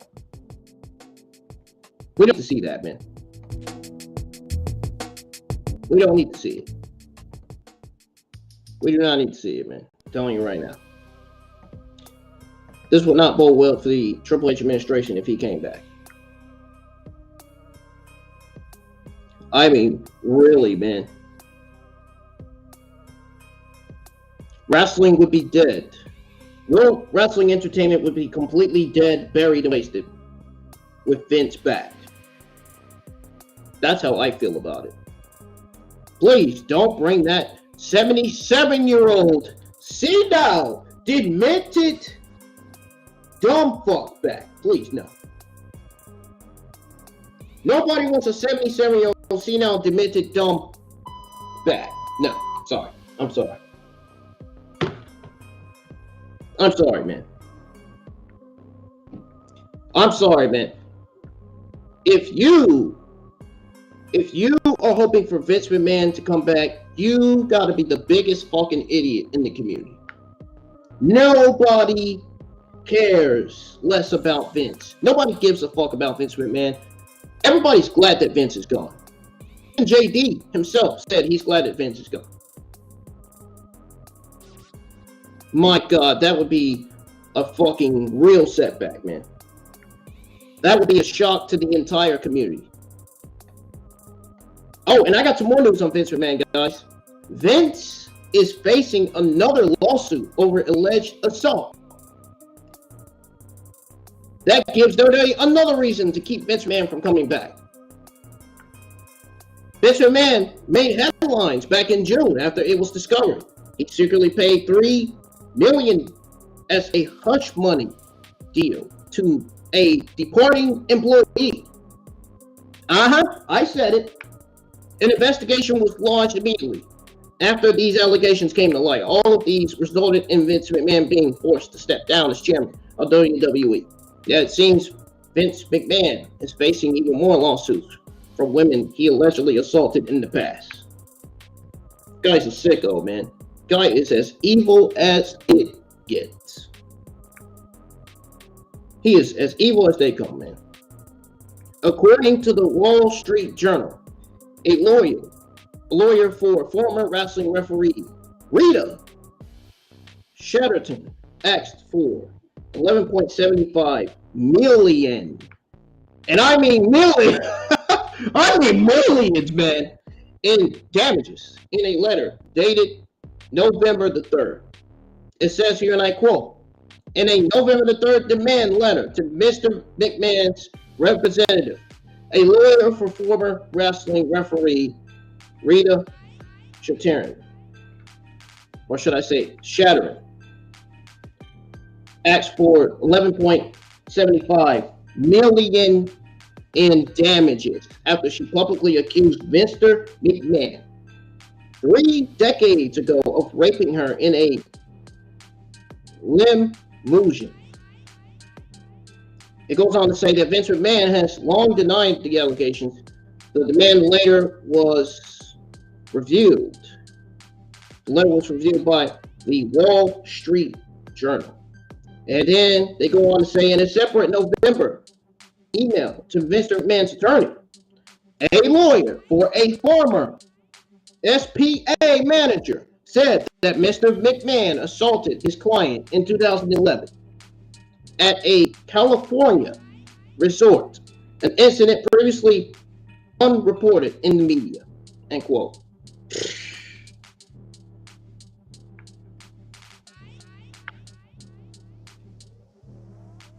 Chatterton's current lawyer, Mr. Clone, stated that the former referee passed a polygraph test and that multiple sources corroborated her account, essentially confirming she informed their sources about the alleged sexual assault. Greg Valentine also provided further background regarding the allegations. That's a good point, boss. That's a good point, John. That is a very good point. John just mentioned a very good point in the chat. He said that Tony Khan, let me pull up his comment quick. He said that Tony Khan might hire Mandy Rose. That could be a possibility. Wow. John in the chat. Awesome comment, man. That's a good point, bro. It may actually happen. I don't know, man. We're still going to go over the news on Mandy Rose and her release and why I think this was not a good decision, why I think this decision was unprofessionally dumb and stupid. Now, Mr. Clone, Miss Chatterton's current lawyer, says in the demand letter, and I quote, that Miss Chatterton had passed a polygraph and that multiple sources corroborated her account, two of whom confirmed to the Journal that Miss Chatterton, I can't pronounce her name right, Chatterton, Miss Chatterton, or whoever it is, I don't know, fuck it, man. Miss Chatterton told them about the alleged rape. They go on to say that John, who wrestled as Greg Valentine, told the Journal that Miss Chatterton disclosed the allegations while the two were sharing a marijuana cigarette in a Marriott hotel parking lot in Albany, New York. In the 1980s. That's funny how it mentions John because I have a guy named John in the chat. Oh, man. You love to see it, man. You love to see it. It says John on the screen and it says John in the live chat. You love to see it, man. Really. So, John said he didn't believe Miss Shatterin now because he didn't think she was attractive enough for Mr. McMahon. Leonard, who went to wrestling school with Miss Shatterton, said in a magazine interview published earlier this year that Miss Shatterton was shaking and crying as she recounted the alleged rape while the two of them stood outside the ring before a 1986 WWF event. Now, John said in a call with the Journal that he stands by his comments and believes her allegations, end quote. Now, it was eventually revealed that Mr. McMahon paid $12 million hush money to several women over the 2 decades. My God. That was the last straw for Mr. McMahon. His career in WWE was basically over at that point. Goodbye. Get out. Oh, man. Get him out. Get him out, man. You're done. Goodbye. I think the Triple H administration looked at that and said, nope, you're not getting hired back. Goodbye. As his career in WWE was basically over. In fact, an additional $5 million, listen to this, guys, official $5 million of unrecorded expenses were linked to Vince McMahon. Oh boy, that's no surprise. Like that's supposed to surprise all of us. Like that's supposed to surprise all of you guys that's listening. Come on, man, give me a break. Most of my subscribers are wrestling fans. We know more about this stuff than the majority of the community, to be honest. Vince McMahon is no longer in contact with his employees at WWE. This is certainly shocking news to Ringside News. The Ringside News. It ain't shocking to IWN. Yeah, IWN been knew this stuff already before it happened. As fans believed that McMahon was no longer going to be making headlines anymore. Regardless, what is y'all's take on these allegations, man? Let me know. John, what is your take on these allegations, bro? You gotta give me your thoughts on this, man. Really. What is your thoughts on these allegations, John? Everybody else that's watching the live chat, please. I want to know your thoughts. I would like to know, really. This paints Vince McMahon as the most evil, cruel human being on planet Earth. On God's green grass. Really. And then there's some more news on Vince McMahon, guys. More news on Vince McMahon again. Vince McMahon refuses to pay a settlement for SPA manager. We just went over that. Who accused him of assault. We just went over that shit. We just went over that, dude. In a report that was released to the Wall Street Journal, a former SPA manager claims that Vince McMahon assaulted her in 2011 at a Southern California resort.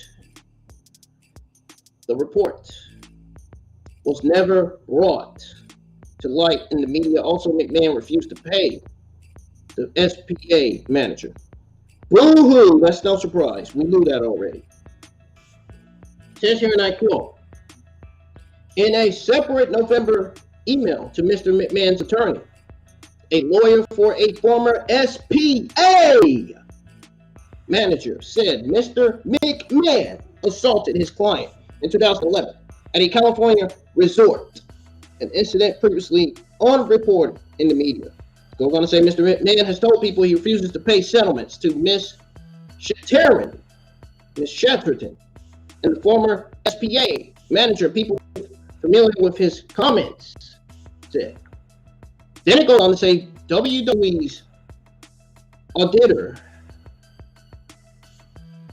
Deluity and Tucci LLP. Am I correct, guys? I don't know. I might not have pronounced that right. Has advised the company that the resolutions of the claims, even if confidential. Notice it says the word confidential. You love to see it. Even if confidential, would possibly have to be disclosed by the company publicly. Said a person familiar with the matter didn't respond to requests for comment. End quote. Damn. Yeah, Vince McMahon, he done screwed up, man. He screwed up big time. The alleged incident was reported, according to those close to the situation. The SPA manager's husband apparently showed up to the WWE's live event with a baseball bat looking for McMahon and was turned away. Oh, damn! Oh, shit. I'm finding out some real shit, man. Oh, man. That shocked me right there. That's shocking, dude. Oh my God! Did you guys hear that? I gotta read this again, man. You guys gotta listen to this, man. You gotta listen to this, man. This had me laughing, man. Oh snap, man! It says that the SPA manager's husband apparently showed up to the WWE's live event. Oh man! JD's gotta read this shit, man. JD's gotta get a load of this information. He's gonna be fucking laughing at this shit. The entire community is gonna be laughing at this shit.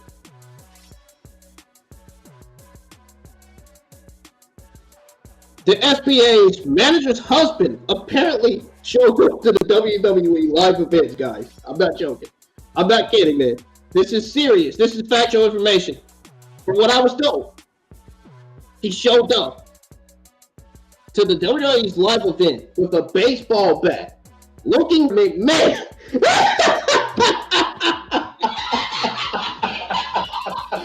Oh man! He was gonna hit this McMahon with that bat. He was gonna kill him. Man. Karma's coming to get you, McMahon. You son of a bitch. You SOB. He's coming to get you, bro. He is. Oh snap! This man was about to get the beating of his lifetime. Yeah, I know, man. I know it's funny, man. It's hilarious. I know, man. I know it. It continues to say that the SPA manager reported the alleged assault at the time to the resort, according to people familiar with the matter. The SPA manager also told her husband about the incident. Some of these people said he drove to the WWE event with a baseball bat and tried to confront Mr. McMahon. Oh, snap! Damn!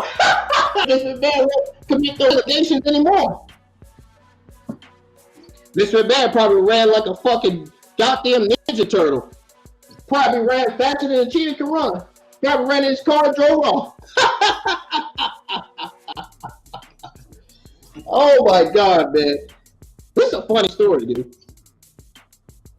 Ringside News are a bunch of comedians, man, putting this. Oh my goodness. This is funny. It really is.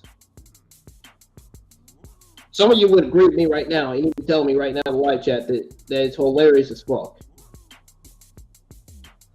I know if I was told that by my wife, I would drive to that event with a darn bat too. Or even a gun for that matter. I don't blame him, dude. That is very, very serious. That's a very serious situation.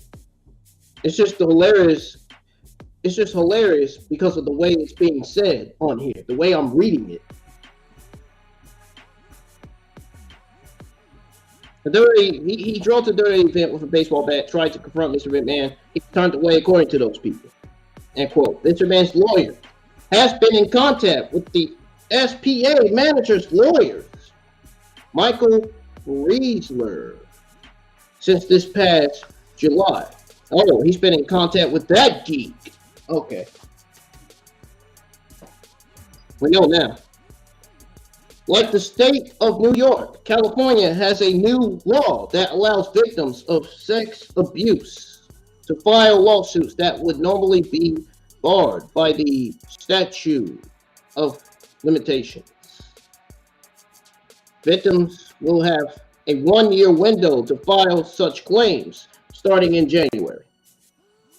They go on to say, the woman's lawyer, Michael Beasley, has been in touch with Mr. McMahon's attorney since at least July, according to people familiar with the discussions. California, like New York, has a new law that allows alleged victims of sex abuse to file lawsuits that would otherwise be barred by the statute of limitations starting in January. Victims will have a 1-year window to file such claims.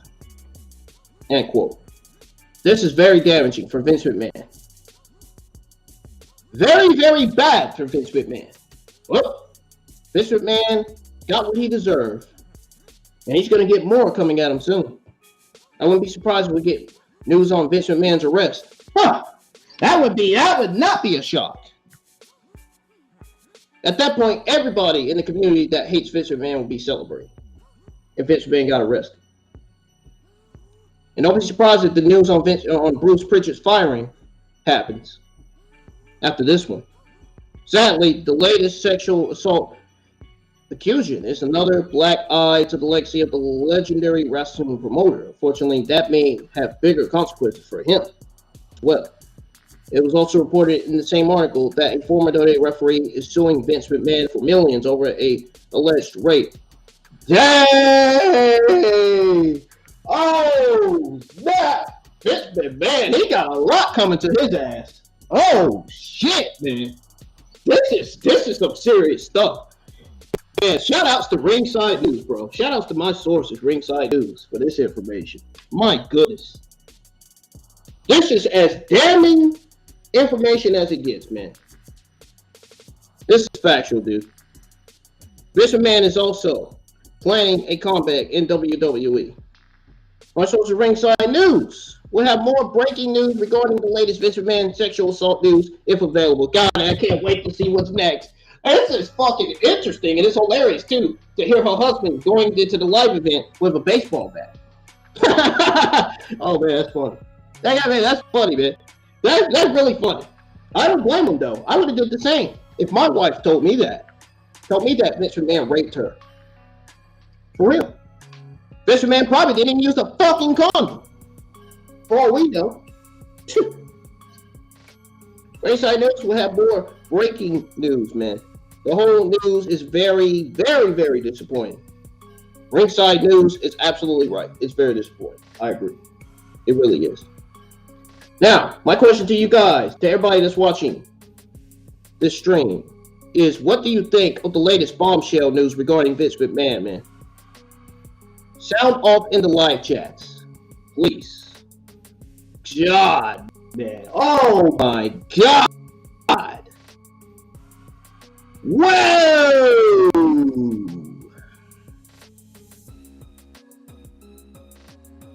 What a fucking development. And here's the other hilarious part. There's more news on Vince McMahon. There's some more news, bro. WWE higher-ups want nothing to do. I just said it. I just said it earlier, did I not? I just said the higher-ups don't want Vince McMahon there. The higher-ups want nothing to do with Vince McMahon's return. Jesus Christ, dude. Oh, my God. We all know that Vince McMahon is facing yet another lawsuit for allegedly assaulting a woman. But it says here, according to Ringside News, that is not the end of it. Oh, boy. As Vince McMahon is also making plans for a WWE return. McMahon allegedly claimed that he received bad advice to step down and believes the allegations would have blown over by now. So Sean Rossap of Fightful took to Twitter and reported that WWE higher-ups want nothing to do with Vince McMahon. I mean, do you blame him? He cost him a lot of fucking money. Shit, man. Look at the 300 plus talent he released. NXT Black and Gold brand was dead because of Vince. He took that away from H in his administration. Buried it to the ground as if it was in a fucking goddamn casket. Buried it to the ground like a complete blithering fool that he is. Vince McMahon. Vince Kennedy McMahon, man. It says here, and I quote, numerous WWE higher-ups that I spoke to in recent months have indicated to us they want nothing to do with that and are happy with the direction. I haven't heard one person there itching for a Vince return. He goes on to say, Sean Sapp, Pfeiffer goes on to say, I should state, they wanted nothing to do with a Vince comeback. We not discussed him telling people that he planned to make one. Done was the phrase I got often. Sounds to me like done up to Sundre. Yeah, Vince McMahon's done, dude. Yeah, there's no way he's coming back. There's no way the higher-ups are allowing him to come back.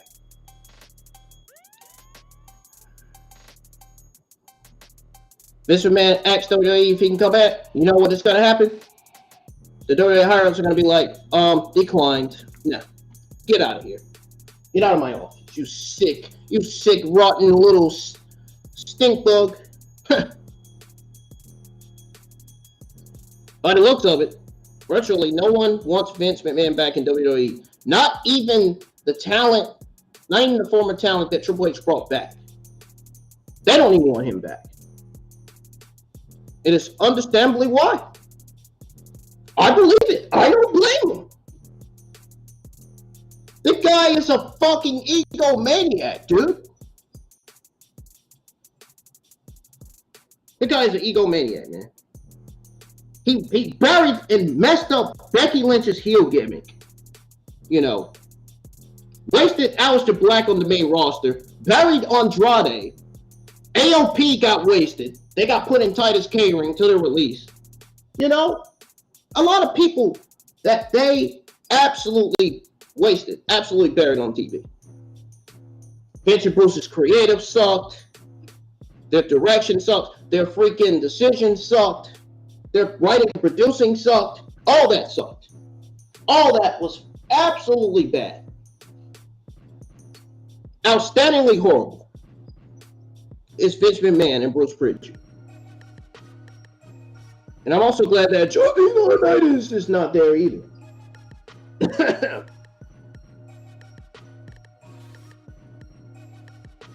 Man, this not only goes to show that Vince McMahon doesn't give a fuck about men's and women's wrestling. This also shows us, this also lets us know that Vince McMahon doesn't give a fuck about women in general.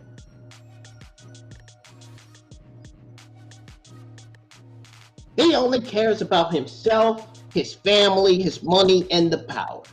That's it. He only care about fame and fortune. That's all he cares about. He doesn't care about nobody else. What a snot-nosed and evil little human being brat that Vince McMahon is. I hope he rottens in jail, and I hope he dies and go to hell.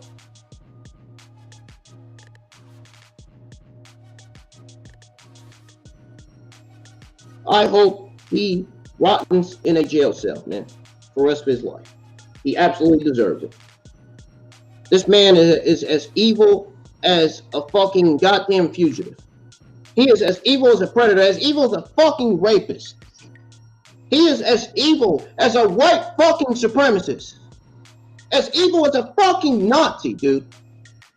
That's how fucking criminating and bad Vince McMahon is. You might as well call Vince McMahon, you might as well say Vince McMahon's a fucking criminal.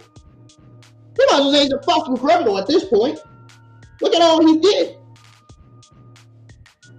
This is ridiculous. Absolutely ridiculous. This world is getting more and more worse as I see it. And it's a shame. It's a shame people can't come together as a community to put a stop to violence. Here we are, More violence, more shootings, more killings, right? Right? More people not wearing their masks, right? They want to go out here and be a bunch of blithering fucking idiots, right? Give me a break.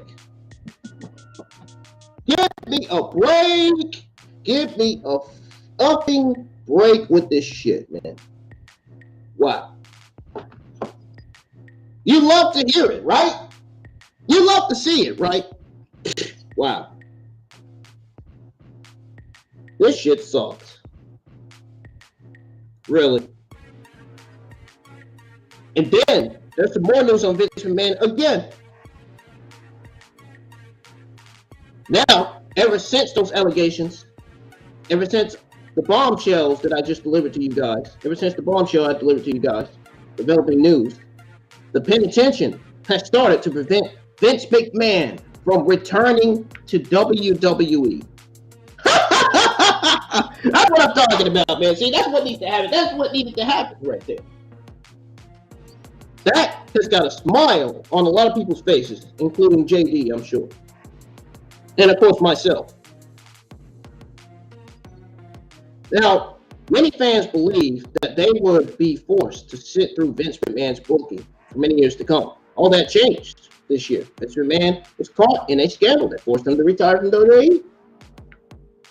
It was later revealed that Stephanie McMahon would take on the role of co-CEO along with Nick Khan, while Triple H would be put in charge of creative. Since the regime change, things have looked pretty good for the WWE. Many shows and matches have received great reviews from fans and critics, from younger YouTube wrestling content creators like myself, of course.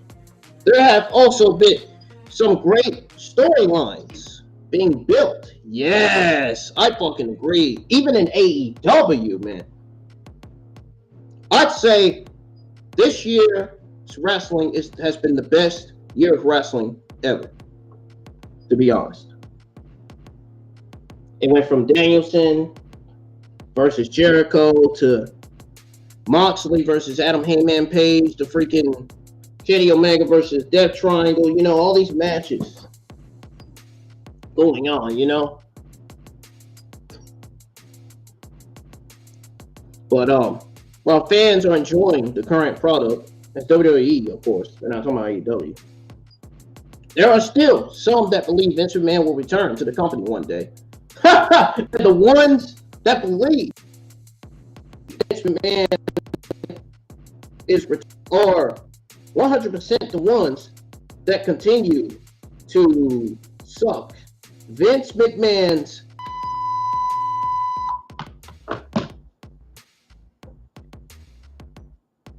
legitimately. A fan started a petition on change.org to prevent Vince McMahon from returning to the WWE. The petition is quite serious. Very, very quite serious. It says here, and I quote, Vince McMahon, Mr. Vince Kennedy McMahon, earlier this year was entangled in a web of dissent and scandal. He was put under investigation which involved money and women. This image could have forever stained the company and brand known as WWE. He decided to step down in every aspect of his position since his departure of the company. Employment has increased, revenue has increased, and overall enjoyment and become a watchable product again in great scale. Vince McMahon stepped down so his company and brand can thrive, which under his daughter Stephanie McMahon and Paul Levesque has done so tenfold. They go on to say, keep it, Mr. McMahon, keeping Mr. McMahon away is best for his business. Huh! Vince, no. Vince McMahon retiring is what's best for business. Never mind what's best for his business. Shit, we a break. Help us achieve by showing we don't need him running the show anymore. We don't. He should have retired 15 years ago. the WWE company and brand has proven to be in good hands. Let's keep it that way. I mean, this with all due respect to what the McMahon family has done in sports entertainment. End quote. While the petition asks for 100 signatures, there has been only 3 signatures at the time of writing this post. It will be interesting to see if this petition will reach its intended goal of 100 signatures. What is y'all's take on this story? I want to know, man. I just want to know. Something McMill said on that freaking Drake diss music. Something McMill says on that Drake diss song with the Undertaker sound effect in the background. I just want to know, McMill.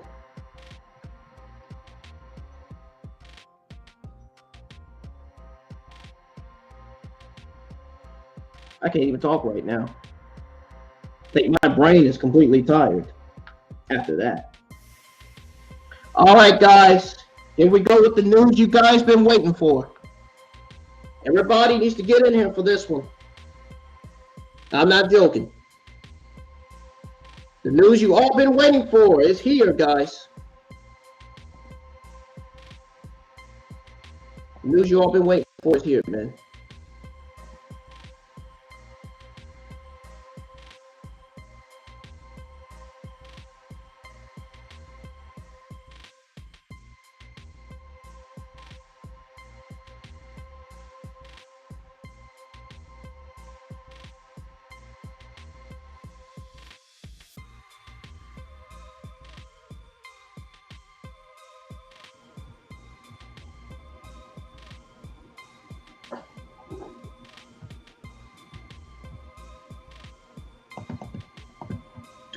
Sorry about that, guys. I had to refresh my freaking laptop.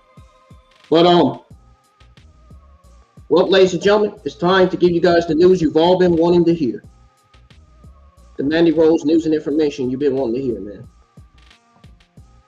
I'm gonna keep that comment from John up there because that is one of the best comments in the live chat.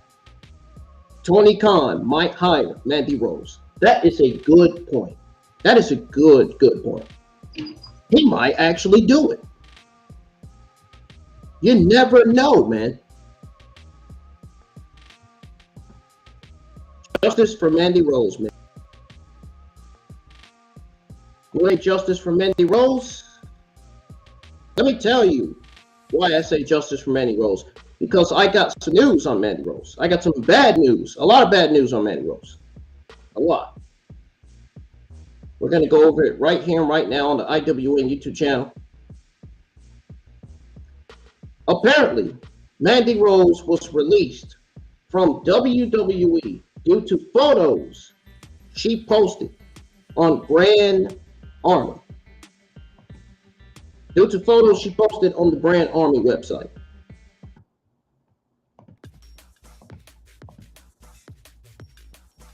Now, it says here that Mandy Rose was a huge deal in WWE's NXT brand, and she carried their women's title for over 400 days.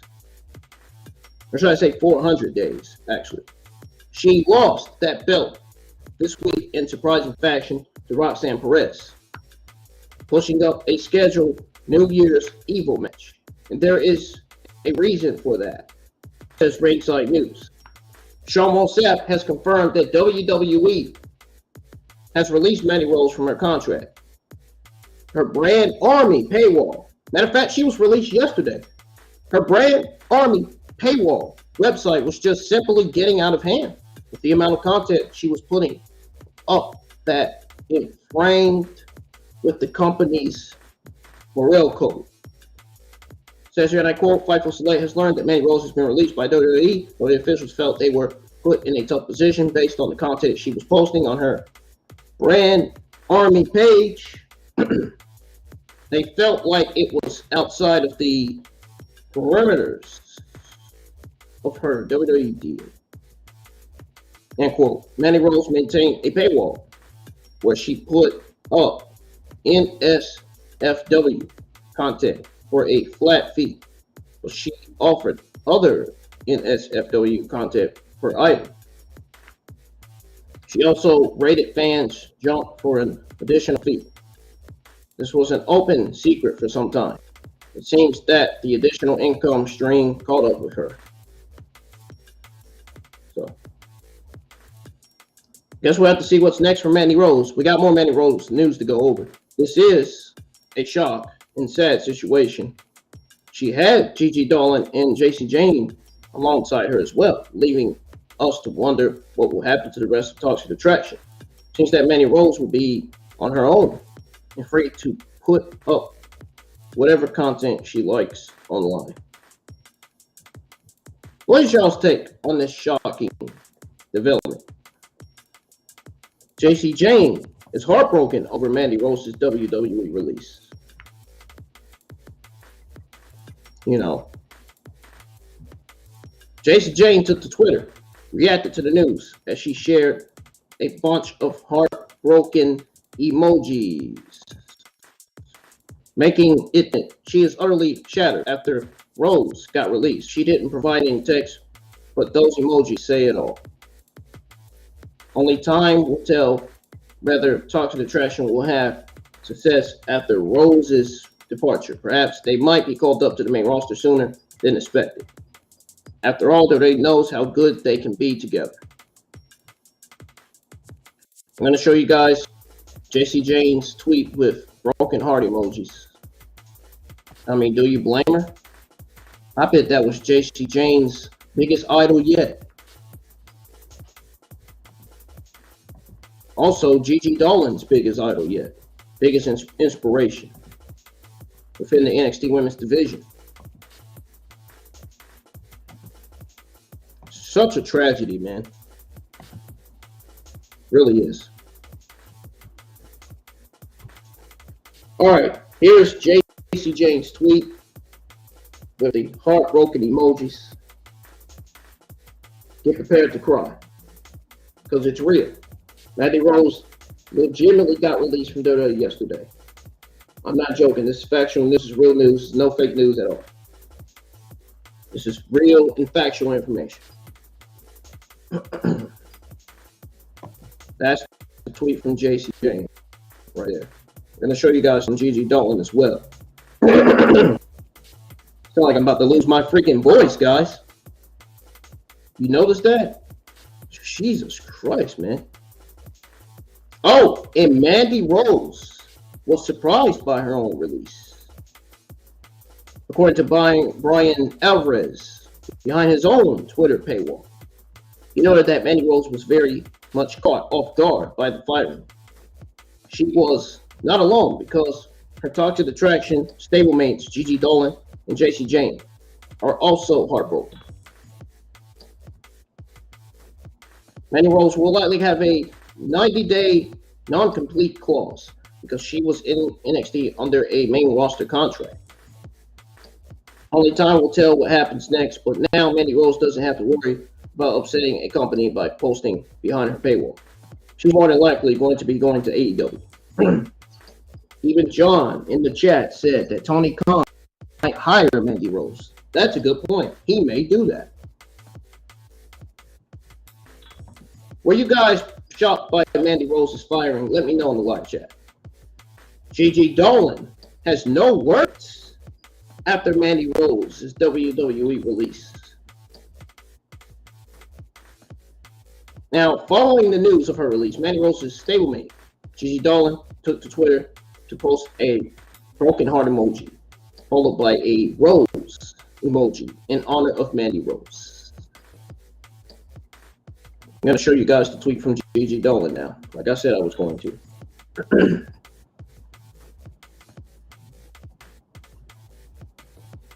As soon as it come up, I can show you guys.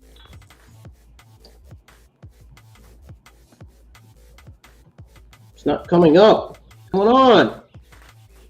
There it is. Now I can pull it up now.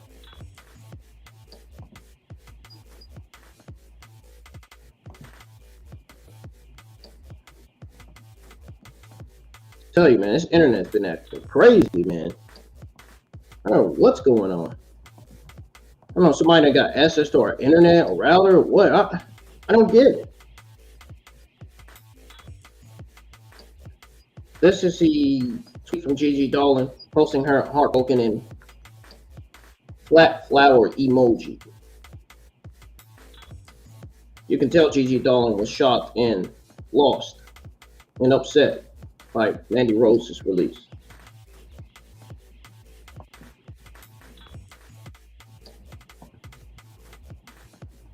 What's y'all take on that story? Now, Mandy Rose also knew that her premium content could get her in trouble with WWE. Again, Mandy Rose knew that her premium content could get her in trouble in WWE. Strong was sat reported behind Fightful's paywall that Mandy Rose indicated to people within the company that her premium content could get her in trouble. It was not indicated whether this release was mutual and requested, but it certainly means the end of her time in WWE. It says here, and I quote, "It's worth noting, we don't have information now as to whether or not Mandy Rose had requested the release. If it were on WWE's side completely or in mutual agreement, we've learned that in recent months, Mandy had indicated to others that she released the content and nature of her page could get her in trouble with management." End quote.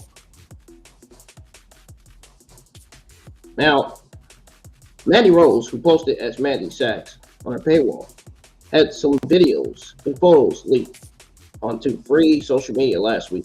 Ringside News was aware of these images and videos. They didn't share them. The fact that media leaked is a copyright violation because subscribers must agree to keep things behind the paywall upon subscribing.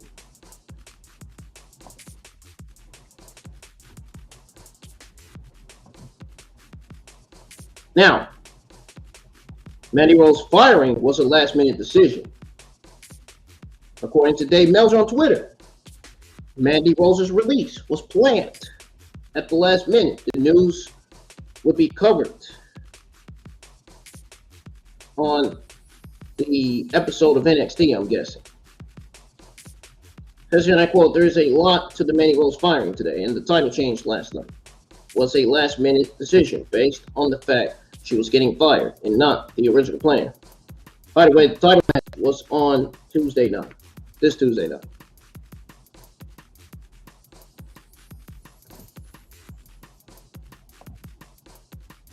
There's some even more news on Mandy Rose, guys. We're not done. There's still a lot more news on Mandy Rose. Now WWE called out for double standard after Mandy Rose's release. Now, fans were clearly shocked to learn that their favorite NXT superstar will no longer feature on Wednesday nights. Many fans jumped in support of the former NXT Women's Champion. The level of support she has received has been huge since the news broke. One fan pointed out that WWE used to have their own, or used to have their women at least, on the cover of Playboy. But they fired Mandy Rose for doing the same thing on a different platform. This is a very good point, and it was echoed by a couple of people. It says here, and I quote, "Didn't WWE used to have their women featured on the cover of Playboy for years? Fans couldn't pay money to buy the product to see the photos. Why let her go? I don't understand." End quote. Another fan stated that Vince McMahon built his fortune by hypersexualizing women. But WWE fired Mandy Rose for posting some revealing photos. The firing comes at an interesting time, especially considering how Vince's 9 Lives of Vince McMahon documentary dropped on the previous night. Vince McMahon built that business off exploiting and hyper-sexualizing women, not to mention hundreds of SA claims made by women in the company. Yet Mandy posting some pictures lost her the title and her career. Okay. End quote. Another fan even suggested that WWE should have asked Mandy to take down the page first instead of firing her. As my source at Ringside News previously noted, Mandy Rose knew this premium content could land her in hot water. You know, it's sad that Mandy Rose's incredible run in NXT had to end due to some photos being leaked online. Only time will tell if she will make a WWE return in the future.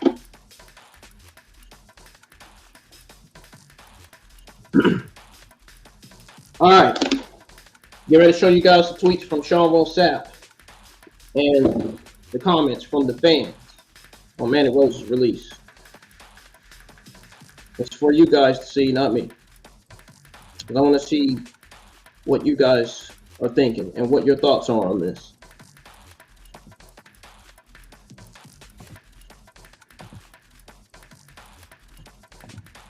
Hold on, I gotta make the screen bigger. Oh, there we go. Oh, yeah. There it is, guys.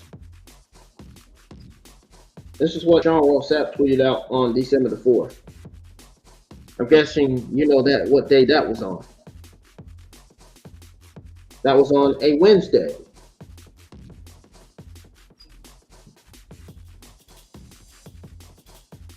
And then this is what the fan, one of the fans of Mandy Rose said.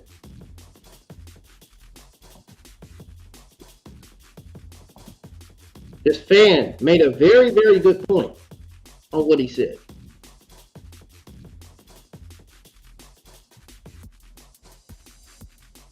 And this is what the other fan said.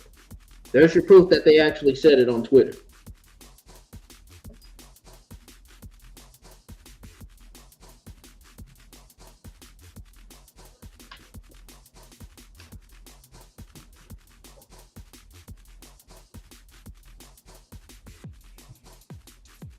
This fan said, why go straight to firing if they had such a problem with her page, or it was against her contract? Why not ask her to close it down first? Seems like a loose on their end, having rebuilt her character on NXT. They've now lost all that time and a solid performer.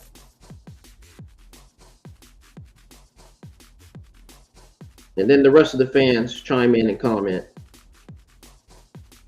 Sick Rick says, wait, what? And GG, IG Harley Quinn's Soul Twin says, not a Mandy fan, but wow. WWE needs to revise that policy. Ha! This fan says, same company.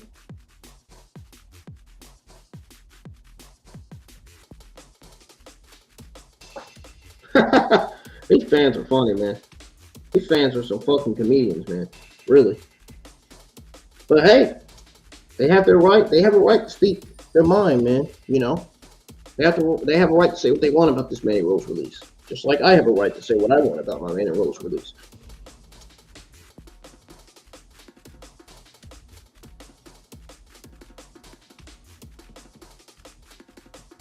Look at all these fan comments, dude.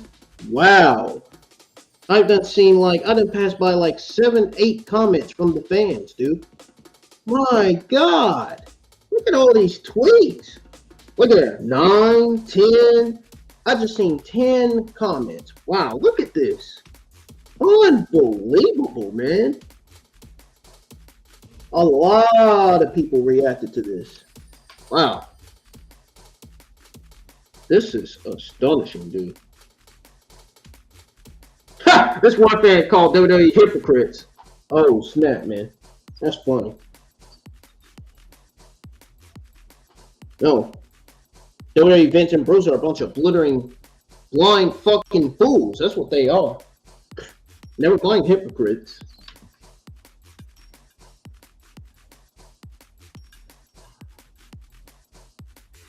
Now, WWE is set to replace the NXT Championship titles. We're going to go over that in a minute. But first, I still want to continue to go over the Mandy Rose news.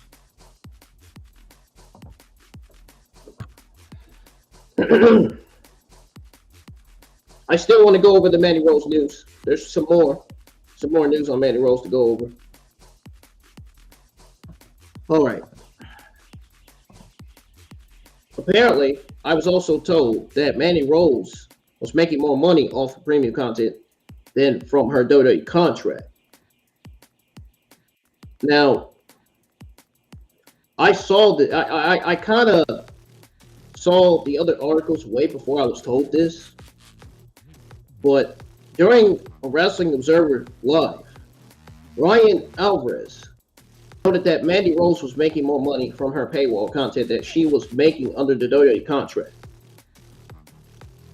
It wasn't noted exactly what ballpark of money we're talking about, but Mandy Rose was under a WWE main roster deal as NXT Women's Champion.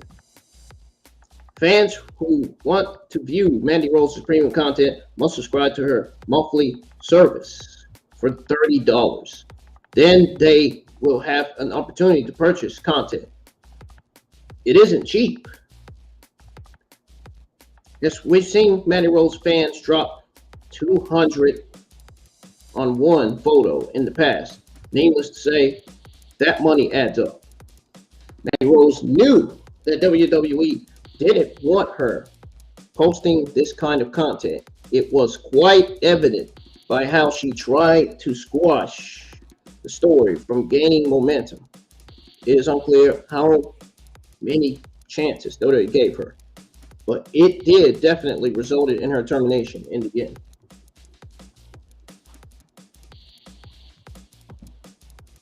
Got some even more news on Mandy Rose.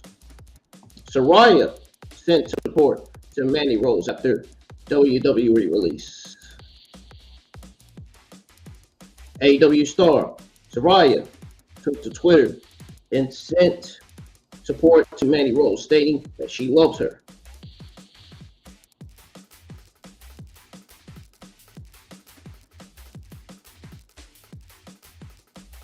Yep, she did just that. I'm not joking. I am not making. She literally did that. If the proof can pop up on the screen, I can show you guys proof that she tweeted it out. I'm waiting on it. Where is it? There it is. All right, guys, here we go. I'm going to show you guys proof of Saraya tweeting out, "Love you, sister." So everybody won't be saying, "Oh, that's a fake fucking tweet. That's a fake account. That's a bot." No, it's not. It's actually Saraya. It's an actual account. This is factual information, man. Look at it for yourself.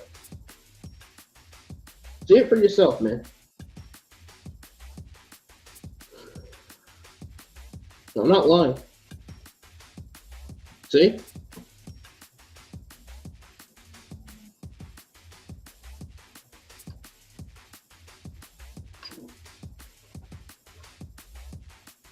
It says, "Love you, sister." WWE Mandy Rose. Exactly what it says.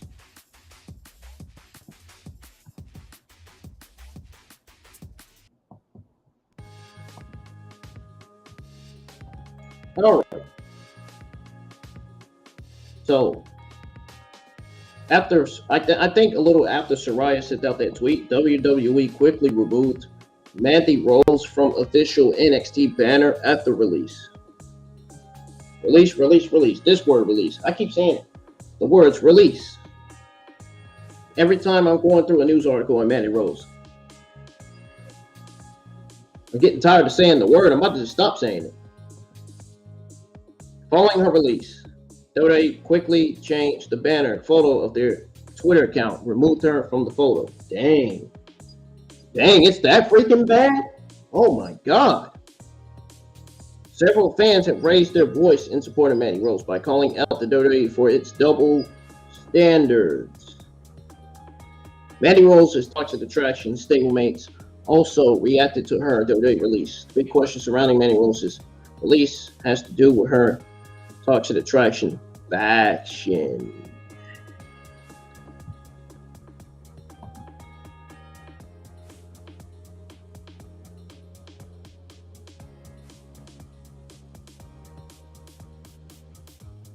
Yep.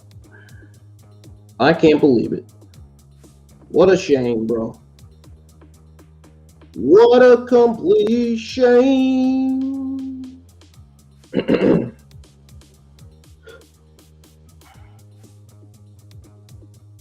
You guys can't do nothing but feel bad for Mandy Rose right now. I know I do. I feel very, very bad for Mandy Rose. She didn't deserve this, man. She really didn't. She really didn't deserve this, man. Now, apparently, WWE was also aware, as you guys know, of Mandy Rose's premium content before it became an issue. Mandy Rose usually posts bikini photos of herself, showing off her incredible physique. Recently, Mandy Rose started using her fan time account to post exclusive premium content of herself. Bryan Alvarez has reported on Wrestling Observer Live that WWE was aware of Mandy Rose's premium content. Bryan Alvarez also noted that while WWE was initially okay with her posting bikini photos, they changed their minds once Mandy Rose started showing a lot more of herself on the platform. It says here, and I quote, WWE was aware of this service, so for a while this was not an issue. This was not something they were unaware of. And then she ended up dropping the title yesterday, and she is no longer with the company. And quote, it was further noted that from what I've been told, or should I say what Ringside News been told. I mean, I was told this too, don't get me wrong, but her subscription site through FaceTime, through FanTime, not FaceTime, where she posted bikini shots, this and that, and then recently it became more than that. Interesting. And then they seen a lot more of Mandy Rose, and apparently it got to the degree where WWE was like, this isn't gonna fly. Oh man, he said this isn't gonna fly. It's sad to see a wrestler get released suddenly. It really is, no shit. Well, I guess this should be marked as a real life reality lesson for Mandy Rose. Never post premium content without WWE's permission. Much less someone who improved so much over the past year. All we can hope is that Mandy Rose is able to make her way. That's the main thing. But she's not out of money. The rumor was that her premium content service was ranking in more money than her WWE contract. So, and we just went over the news on that too. Also, WWE didn't close the door on Mandy Rose's return. While Mandy Rose may be gone for the time being, many fans have wondered whether she will be back again. While speaking on Wrestling Observer Live, Bryan Alvarez noted that WWE has not closed the door on a possible return in the future. Says, and I quote, I was given the impression that it's not like she can never come back. And there is a possibility down the road that she will come back. But for now, she is gone. End quote from Bryan Alvarez. Saraya also sent support to Mandy Rose. I just went over that. So, and here's this last news on Mandy Rose, guys, before I get to your AEW Thursday afternoon news. So apparently there's justice for Mandy Rose trending big time after her departure from the company.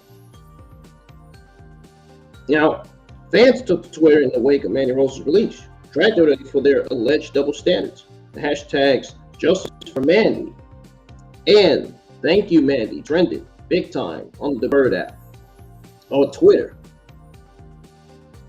You know, the IWC wrestling community is full of fucking toxic idiots. You know, you guys know that. And I know that too because I had Twitter before. And I still can see people's activity despite my Twitter accounts being currently suspended. Fellow Toxic Attraction members Gigi Dolan and Casey Jane, as I told you guys, were shot by the release. And WWE has not closed the door on a possible return for it. And Rose is listed on WWE Superstars section as an active competitor. It remains to be seen whether she'll return to the Stanford-based promotion or end up signing with another company. I think she's going to sign with another company, to be honest. Because getting released over that is not easy, man. It's really not. I'm going to show you guys the tweets from fans with the rehire Mandy Rose hashtag, also for Mandy Rose hashtag, on Twitter currently.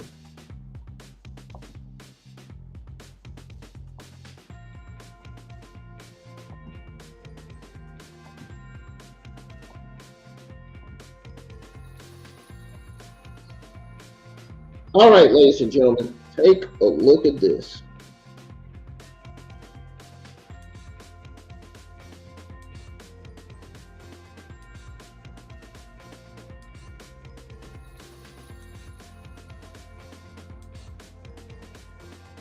Look at all the courtesy of Ringside News, man. Look at all these tweets.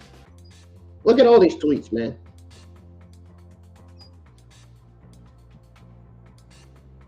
Look at all this overwhelming support that Mandy Rose is continuing to get despite her release, man.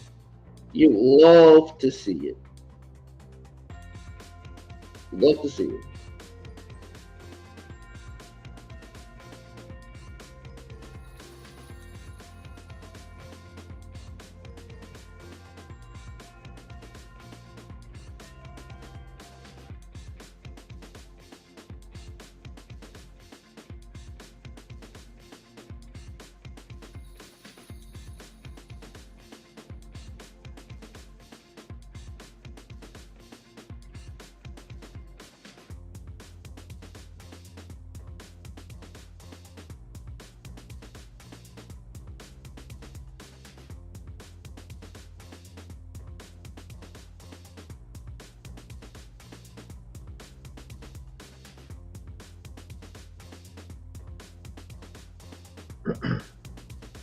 All these WWE fans tweeted that out.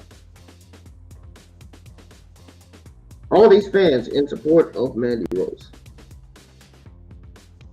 So many tweets, man. Oh, what the heck?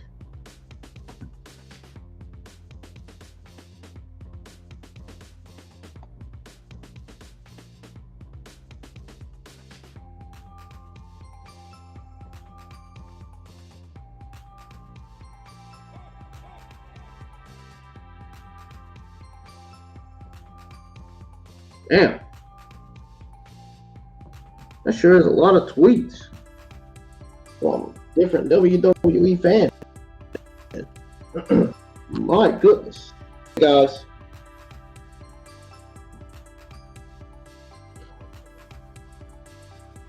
Before I give you guys your AEW Thursday afternoon news, I want to give you guys my thoughts on Mandy Rose's release.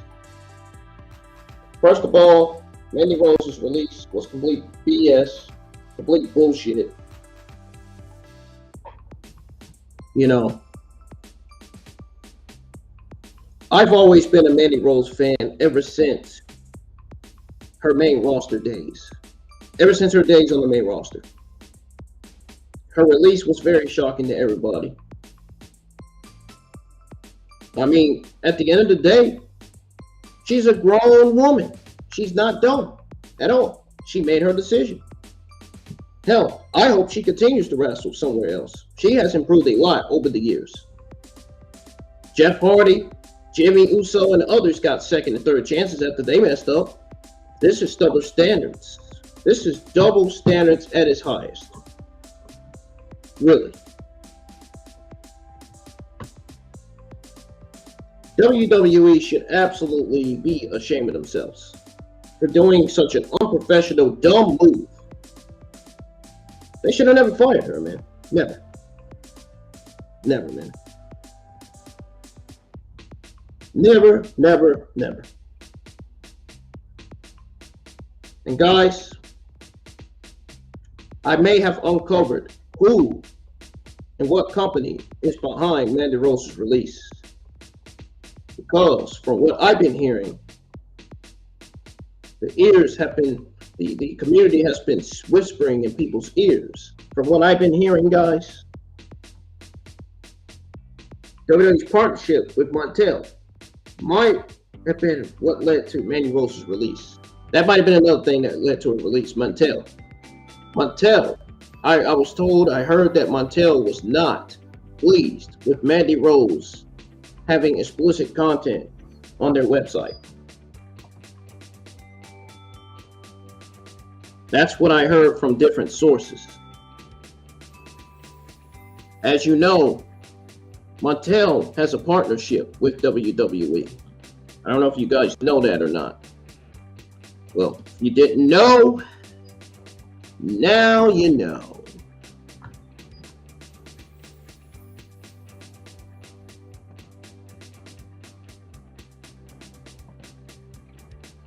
If you didn't know, now you know, man.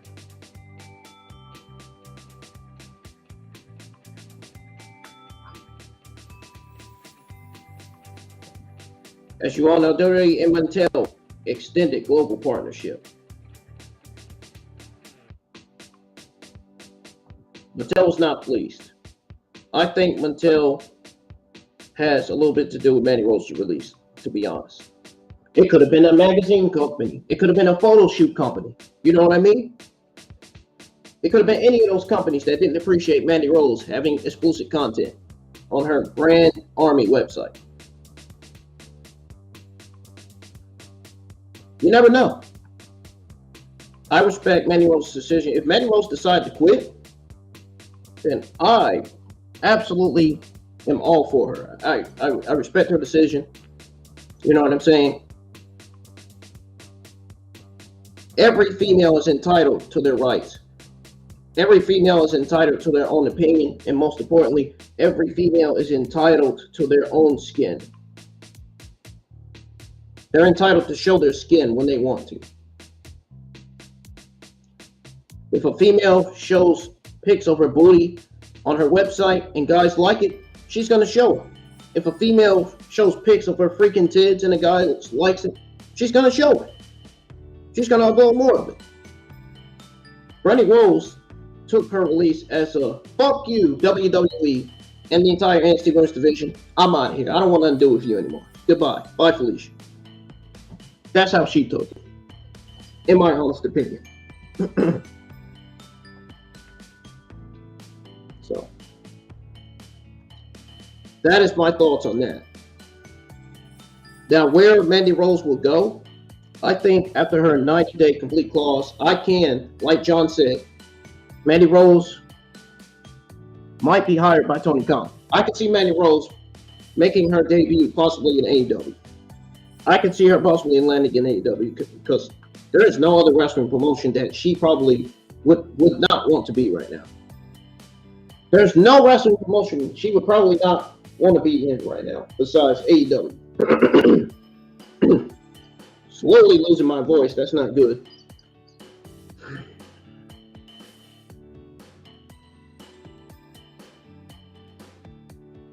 Every female is entitled to their own skin.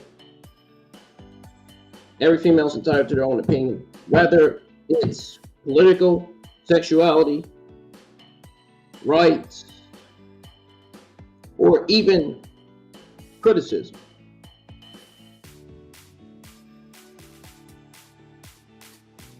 That's all I got to say about that. So, we're going to move on, guys. The WWE Thursday afternoon news on Justice for Mandy Rose trending big time after her release was your last WWE Thursday afternoon news. Now we're going to get on with your AEW Thursday afternoon news.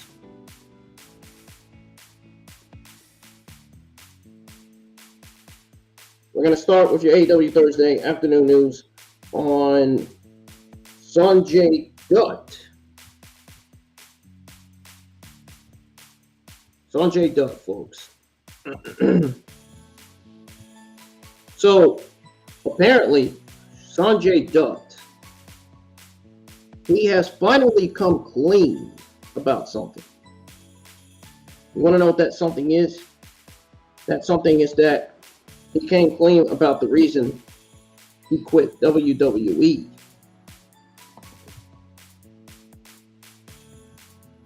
Now, Sanjay Dutt is now a part of All Elite Wrestling.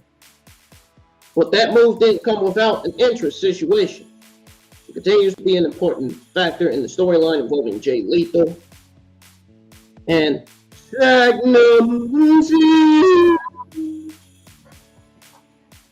Sanjay Dutt also worked with the WWE for some time. And now he is coming clean about why he left Vince McMahon's former company. It's an episode of the session. Hey, Sanjay talked about what went wrong and what he decided to make from the wrestling juggernaut. Sanjay considered the lack of creative freedom as his major reason behind making the call. He confirmed that the experience he has helped him shape up things in Impact Wrestling. That's and I quote. So it has been now 2012 is when I first kind of worked in the office at TNA and Impact Wrestling. So far, 10 years now, like a lot of people, especially if you work with me in WWE, where I was just a match producer. That is kind of what WWE is where. Okay? This is your job, which kind of was part of the reason why I wanted to quit. I was like, look, I know in my heart of hearts, I can do more than just be a match producer, because before WWE, I was at Impact. And what you see now, I did at Impact. So I had all these experiences. And when I got to WWE, it was like, okay, you have this one segment and you're gonna produce it. And then that's it. End quote. Sanjay Dutt never wanted to be stuck with just a match or a segment. He wanted to be a bigger person. And that wasn't getting addressed when he was working with the WWE. Dutt gets more television time in AEW. He is one of the company says Ringside News. I don't know about all that. But who can do whatever with what he is handling? It would be interesting to see where his journey takes him down the line. Do you guys have anything to say on Sanjay Dutt's thoughts?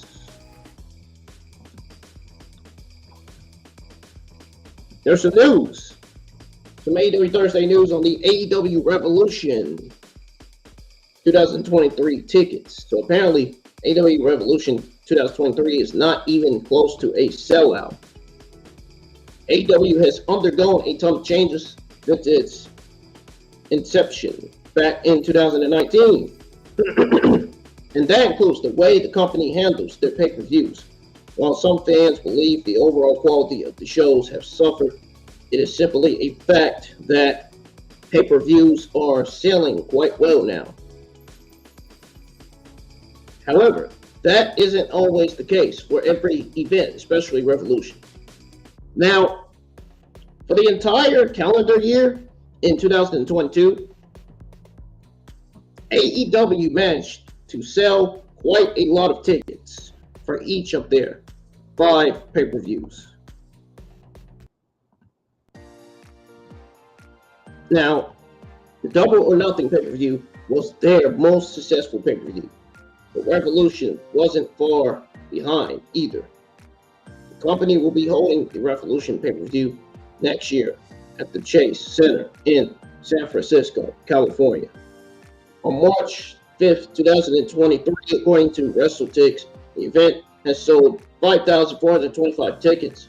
There are 2,255 left. The maximum capacity is 7,680 seats for the time being. Excuse me. Lose my voice here. The rest of the floor is gone. It says, and I quote, any good seats you see are official platinum. The second screenshot shows the pricing of what's available, with the cheapest ticket being $57.50. End quote.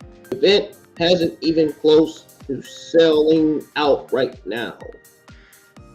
But there are still a few months before the event starts. We'll have to wait and see whether the company will be able to sell out AEW Revolution next year. I'm getting ready to show you guys screenshots of the AEW Revolution 2023 sellout image. I'm going to show you guys this image. I want you guys to tell me what you think this is on here. I'm getting ready to pull it up.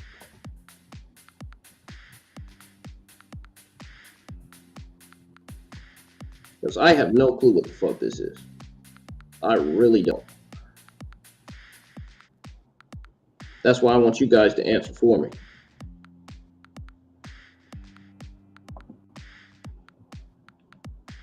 I'm guessing that's the arena, if I'm correct.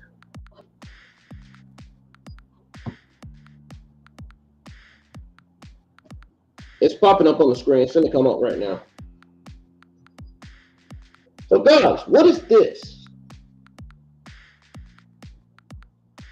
What is this? This has to be the map of the arena for Revolution 2023. If this is not the map for Revolution, then I don't know what is.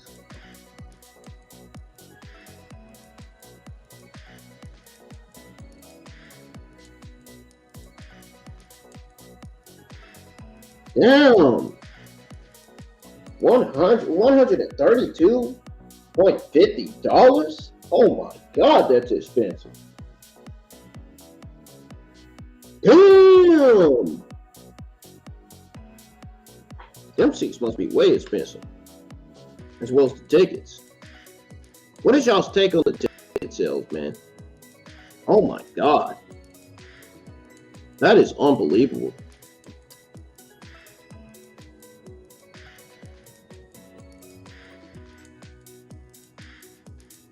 AEW finds and suspends Rush following incident at AEW Final Battle.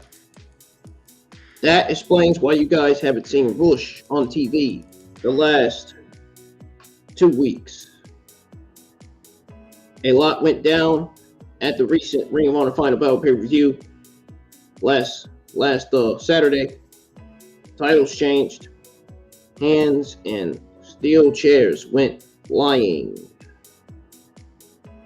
It seems a prominent member of LA beckons Ingobernables faction was suspended in the aftermath. Rush and some of his stable might not be back in AEW for a bit of time.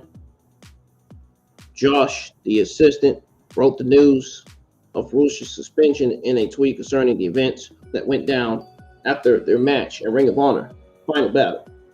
He noted that Cranston Vince, the newest member, wasn't really suspended at all due to his limited involvement in the beatdown after the match. Says here, and I quote, Rush assaulted a referee. We got fined money for using chairs. We've been suspended for a week by a and didn't get too involved. It's suspended. You can't fool the fans. They know the match ending was bullshit. End quote. To recap what happened at Final Battle, Rush and his tag team partner, Drew Gulak, were dissatisfied with AR Fox and Blake Christian's controversial victory against him. So apparently Fox landed a 450 splash on Trelistigo. The victory was pushed because it appeared that Trelistigo kicked out in time. Bush and Trelistigo relentlessly attacked Fox and Krishna with steel chairs to express their outrage after the Bush. I'm guessing this is playing into a storyline. That's what I'm guessing. I'm guessing this is K5. I don't think this is real. Bush also assaulted the official, leading to his suspension. It remains to be seen how this week will look without a key member, without the key member of the faction.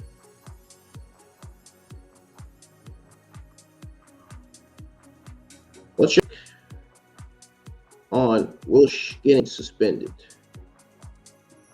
Let me know. There's some news on Jeff Hardy. So apparently he was called Ring of Honor. Jeff Hardy was called by Ring of Honor after terrible debut. The charismatic Enigma is also known to wrestle for various top promotions. In 2003, Jeff Hardy made his debut at Ring of Honor's Death Before Dishonor show. Following his WWE exit, he introduced the world to his Willow persona, wrestling in a triple threat match against Joey Matthews and Crazy K. However, Hardy was disappointed with the match as it did not receive the reaction he was hoping for, calling it Ring of Honor for the longest time. This was revealed by Matt Hardy on the latest episode of Extreme Life of Matt Hardy podcast. It says here, and I quote from Matt Hardy, "That was a very famous night where he first debuted Willow there on Ring of Honor. Came out in that, and that was actually put together by Thomas Simpson, who you just saw there. If not mistaken, it was Jeff Hardy. He was doing something with Kirby Mack, who was a student of Thomas Sampson back in the day. Somehow he enabled a deal to get Jeff to come to the Ring of Honor show. He goes on to say, but I remember Jeff never wanted to go back to Ring of Honor. After that, I remember for the longest time, he called it Ring of Honor, and he was upset about the reaction he got there." End quote. Jeff Hardy is currently signed to All Elite Wrestling. However, he is serving indefinite suspension without pay due to being arrested for driving under the influence back in June 2022. The former 9-time WWE Tag Team Champion is yet to return. He has yet to return to television programming. Says Ringside News, we can assuredly expect another great run filled with high-flying and stellar performances by the charismatic Enigma. You guys want to see Jeff Hardy return to AEW soon? Let me know in the live chats.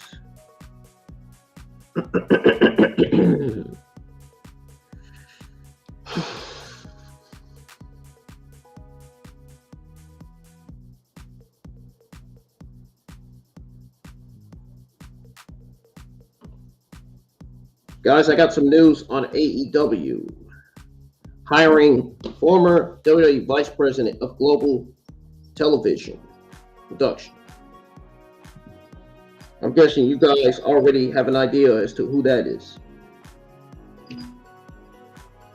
According to PW Insider, AEW has reportedly hired Michael Mansberry, who was the Vice President of Global Television Production for WWE. It is also being reported that Michael will start his duties this week. It said. That's what it said. Which he did. It said here that we are told he was backstage at the Full Gear pay-per-view a few weeks back as well. He is now officially with the company. Mansour's official title is Senior Vice President, Co-Executive Producer for AEW. This is a This is a big backstage hire for the company. According to Mike Johnson of PW Insider, quote, Michael Mansberry worked for WWE from 2009 to 2020. Many within the company hailed Mansberry as the next Kevin Dunn and were shocked regarding his departure, considering Tony Khan's recent track record in hiring ex-WWE talent. Only time will tell how long Mansberry will last in AEW.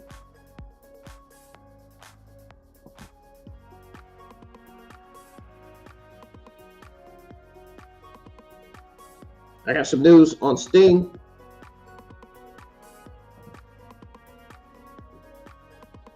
Apparently, Sting had knee surgery about 6 weeks ago. Sting is widely regarded as one of the most popular wrestlers WCW has produced. Over the years, Sting has amassed a massive fan following like no other. Even today, Sting is absolutely able to get over with the fans. Sting's illustrious career spanned a total of 37 years. Almost the amount of time he spent in this business is finally starting to take a toll on his body. Period. This resulted in Sting not featuring prominently along with Darby Allin over the past 2 months.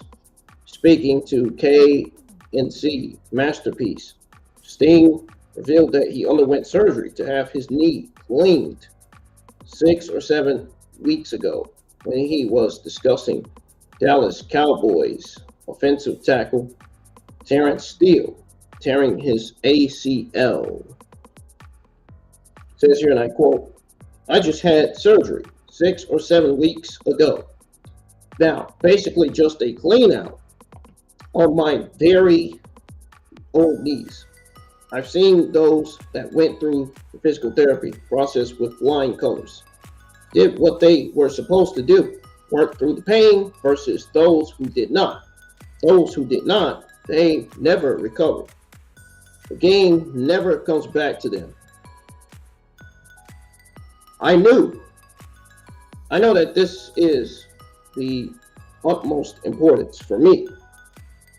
Then Sting goes on to say, I had to do things differently in the ring. I had to prepare differently, train differently, think differently in the ring, and come up with more innovative ways to accomplish my goal, said Sting. End quote. Sting last wrestled at AEW Full Gear where he teamed up with Darby Allin to defeat Jay Lethal and Jeff Jarrett. We'll have to wait and see if Sting will return to television on any consistent basis anytime soon.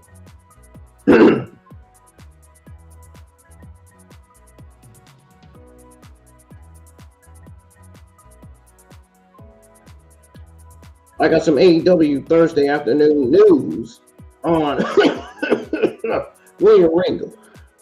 Apparently, William Regal tells fans to wait on his official news from him. What he says. Following this segment, rumors started doing the round regarding William Regal's status, with many speculating that he was returning to WWE. Now, Regal has broke his silence on Twitter this week, asking fans to wait on him for an official news. It says here, and I quote, there seems to be a lot of news around me getting spread around, says William Regal. There's enough people who really know me, although they are a few, as trust is a big issue with me, who know the truth unless you hear from it. Or unless you hear it from me, he says, directly. It is at best second-hand information. Tweeted William Regal, and quote, although there are plenty of reports that William Regal was headed to World Wrestling Entertainment. That's what WWE stands for. There is no official confirmation from either party on this at this time. Only time will tell whether the rumors regarding Regal returning to WWE are true or not. what it says.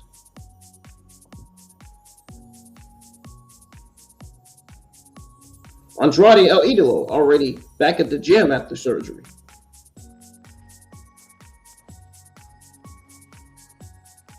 It was recently revealed that Andrade had suffered an injury, had to undergo surgery.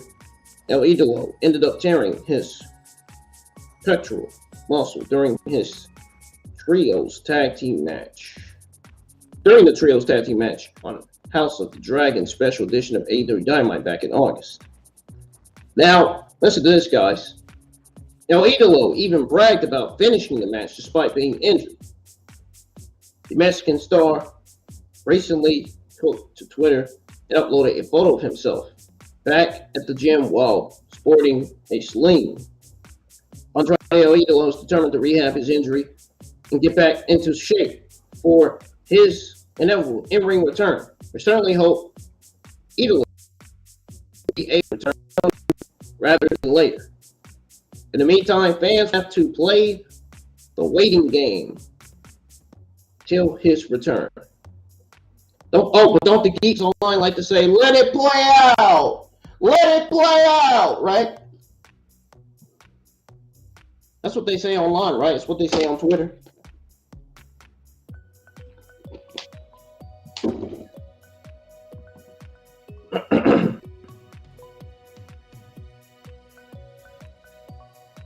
There's an Iron Anderson.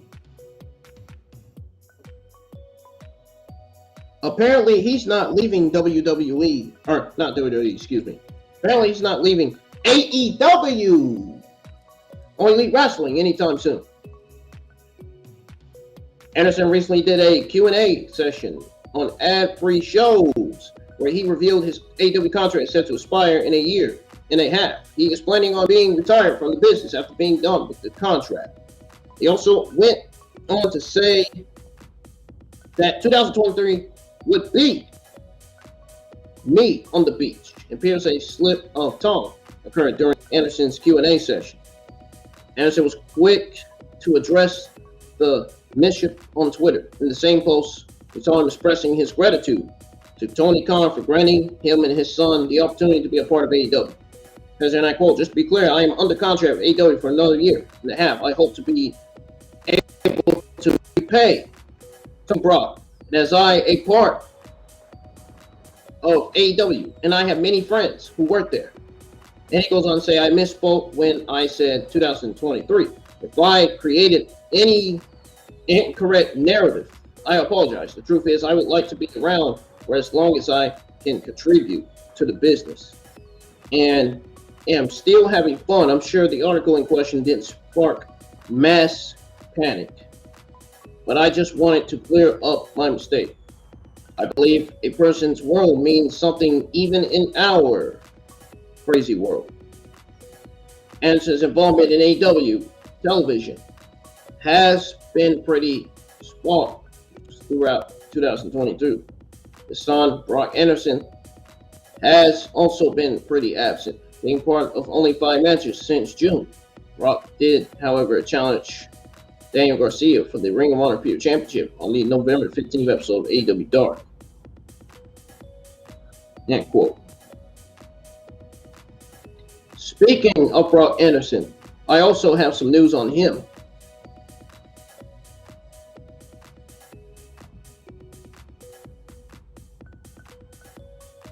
Apparently, Brock Anderson's contract is set to expire in 6 months. Now, as you all know, the WWE Hall of Famer Iron Anderson has been part of the AEW family since AEW All Out 2019. On the other hand, Brock Anderson signed a deal with Tony Khan last year. He has not been used much at all in many months. Yeah, I'm not joking, folks. He has not been used at all in many months. I'm not joking. I'm very, very, very serious in what I'm saying here.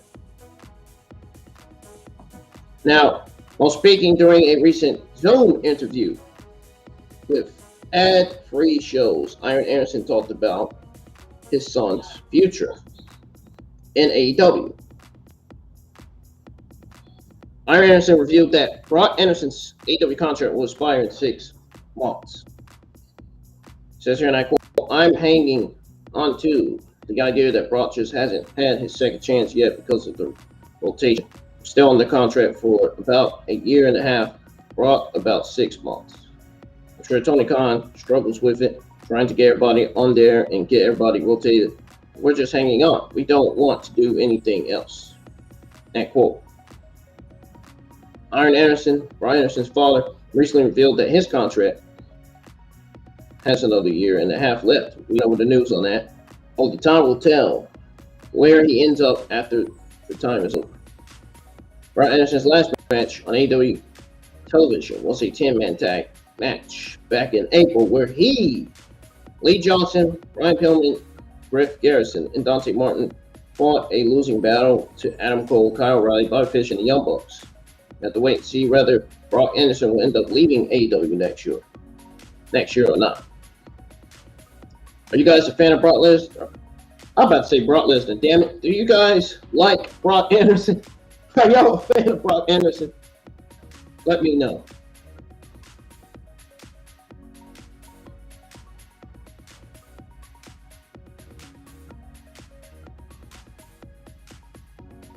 All right. There's some news on Jeff Jarrett. You know, he comes out with that old TNA interest. That what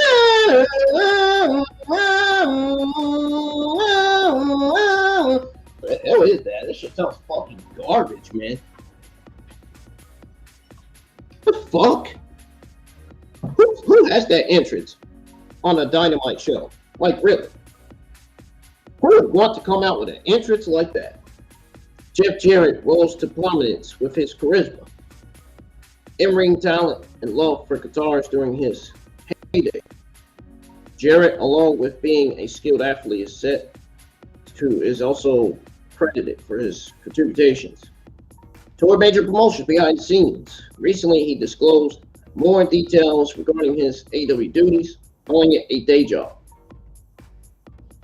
Double J started his wrestling career back in his father, Jerry Jarrett's Continuational Wrestling Association in 1986. He spent the next 9 years between the top two wrestling giants, WWE and WCW, during the 1990s.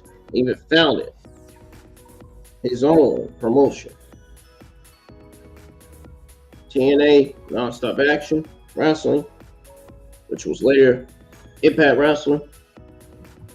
The former WWE Intercontinental Champion is currently signed to Tony Khan's promotion, All Elite Wrestling, as an occasional wrestler and executive position he previously undertook in WWE. Jeff Jarrett discussed that AEW is in for new and exciting things coming in Q1 next year. On his My World podcast, Tony Khan brought him in to assist the live events, and Double J hopes that announcement is made soon. That's what Jeff Jarrett said. He said, and I quote, "Hopefully we get some announcements out sooner rather than later. But there is a lot of cool things. The WWE is a 40, 50, 60-year-old company.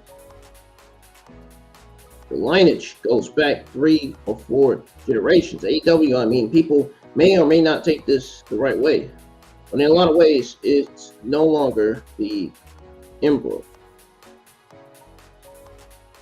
It's been born. It's still in the infant stages.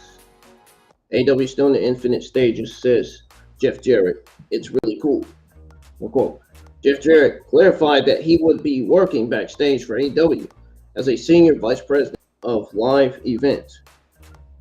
AEW has only produced televised events and pay-per-view shows so far. However, with the addition of Jeff Jarrett in an executive role, AEW could in store for a huge chance or should I say AEW could be in store for a huge change, as stated by him. Do you think Jeff Jarrett will excel in his executive role at AEW?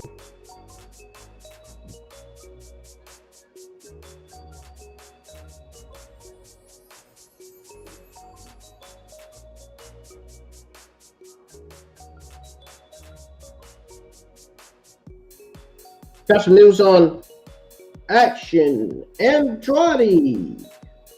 Yes, folks, Action Andrade. I got some news on him.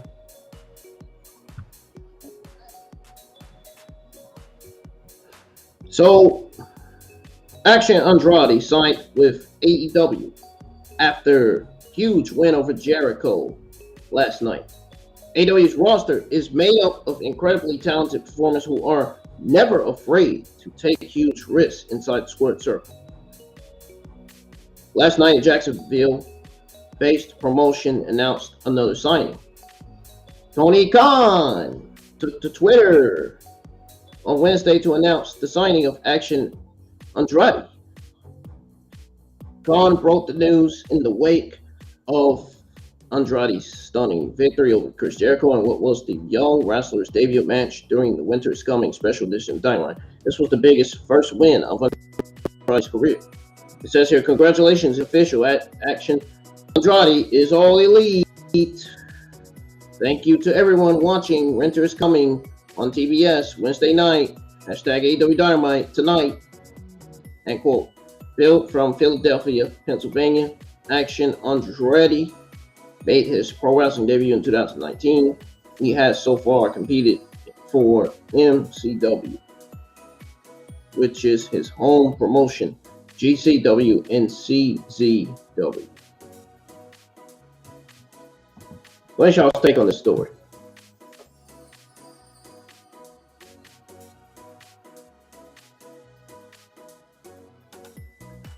I got some news on what's booked for next week's episode of Dynamite. And then I'm gonna go over the news on what's booked for Rampage tomorrow, and then that's gonna do it for your WWE and AEW Thursday afternoon news. Now,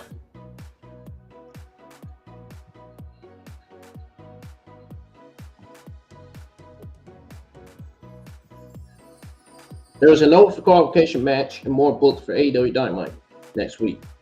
The Elite gained their first victory over Death Triangle in their best of 7 series during a previous episode of Dynamite. Kenny Omega, the Young Bucks match for last night at Winter is Coming.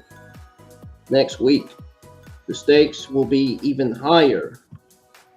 The Elite squared off against Death Triangle in the match 4 of their 7 series in the opening contest of the Winter is Coming special edition of Dynamite this week. Death Triangle won the match by submission.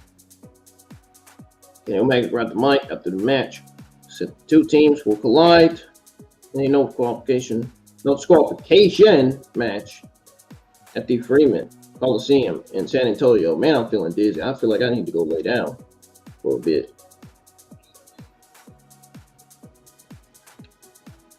So the no disqualification match will be in San Antonio, Texas, next Wednesday night on Dynamite. Plus, AEW World Champion Jamie Hayter will defend her title against Hikaru Shida next week on Dynamite. My prediction is that anyways, my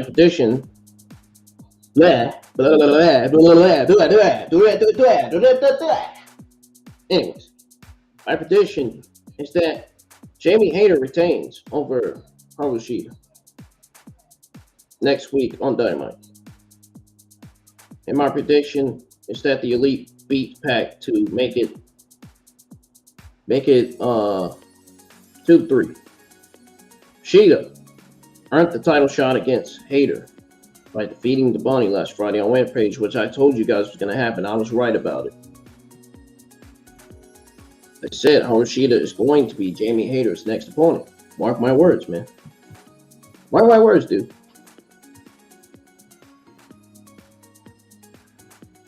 This is the card for next week's Dynamite. Elite versus Death Triangle in no disqualification match 5 in the best of 7 series. Jada versus Hikaru Shida for the AEW World Women's Championship. Jamie Hayter is defending that championship. We got FTR versus the Guns, known as the Yeah Boys. Not gonna say it. All right, guys. I have your last AEW Thursday afternoon news. This one is on your AEW Rampage spoiler results. Now, AEW taped Rampage from the Curtis Powell Center in Garland, Texas, following the conclusion of the December 14, 2022 edition of Dynamite. And spoilers for the show have been absolutely revealed. This is y'all's official spoiler warning because I'm about to tell you guys what happened during the show. Keep checking back with my channel for updates, news, and information. This week's edition of Rampage will air on December the 16th. It will deal with the aftermath of Dynamite as well. Matches for Rampage were announced during Dynamite this week. Here are the spoiler results of Rampage, guys. Get prepared. You want to hear it. Those of you that want to hear it, get on here, man. It's going to be worth hearing. This is serious. Serious. So here are the spoilers results for AEW Rampage. Courtesy of BodySlam.net, says Ringside News. John Moxley defeated Sammy Guevara. Adam Page arrived after the match, picked up the brawl from Moxley from last week. Rampage. FTR cut a promo on the Guns to hype up their match on the upcoming episode of AEW Dynamite.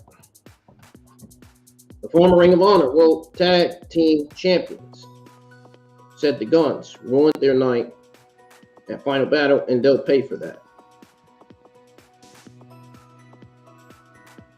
Dr. Britt Baker, DMD, defeated Sky Blue. The DMD attacked the Young after the match. Rashida arrived, took out Britt Baker and rebuild with a stick before having a stare down contest with Jamie Hayter. Wardlow defeated Exotic Prime. Exodus Prime, in a squash match. Oh, I'm tired of seeing these squash matches on TV. I wish they would get these squash matches on television. Mr. Mayhem called out Samoa Joe after the match. The Samoan Submission Machine responded with a challenge of his own for the last Dynamite of 2022. Best Friends at Dusty Rhodes with Danhausen defeated Butcher and Blade, Kip Sabian, and Trent Seven. Butcher and Blade tossed Seven inside the ring after the match, only to watch he received a group hug from the babyfaces.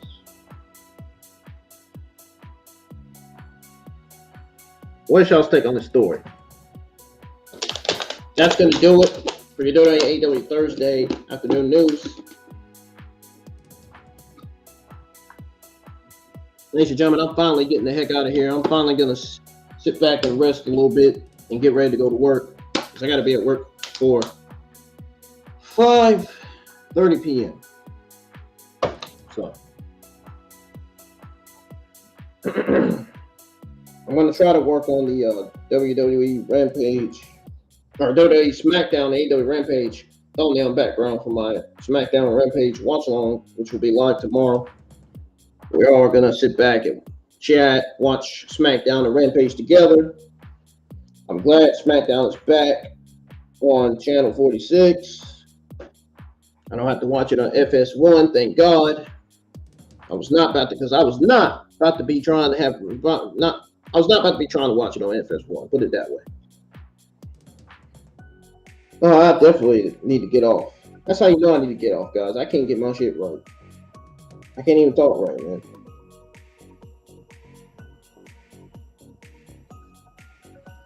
Guys, I'm getting the heck out of here. If you enjoyed the review, hit the thumbs up. If you enjoyed me giving you guys your AEW Thursday afternoon news, hit that like button, subscribe to the channel if you're new. We now have 511 subscribers. We're still close to 600. And please, whatever you do, keep on supporting the channel in any way you can. I want to thank you so much for your overwhelming support. It's helping out a lot. It really is. It's helping out in a lot of ways possible. In ways you guys don't understand. Now, peace. I'm out. I'll see you guys in the live chat for SmackDown and Rampage tomorrow night. I'm gone.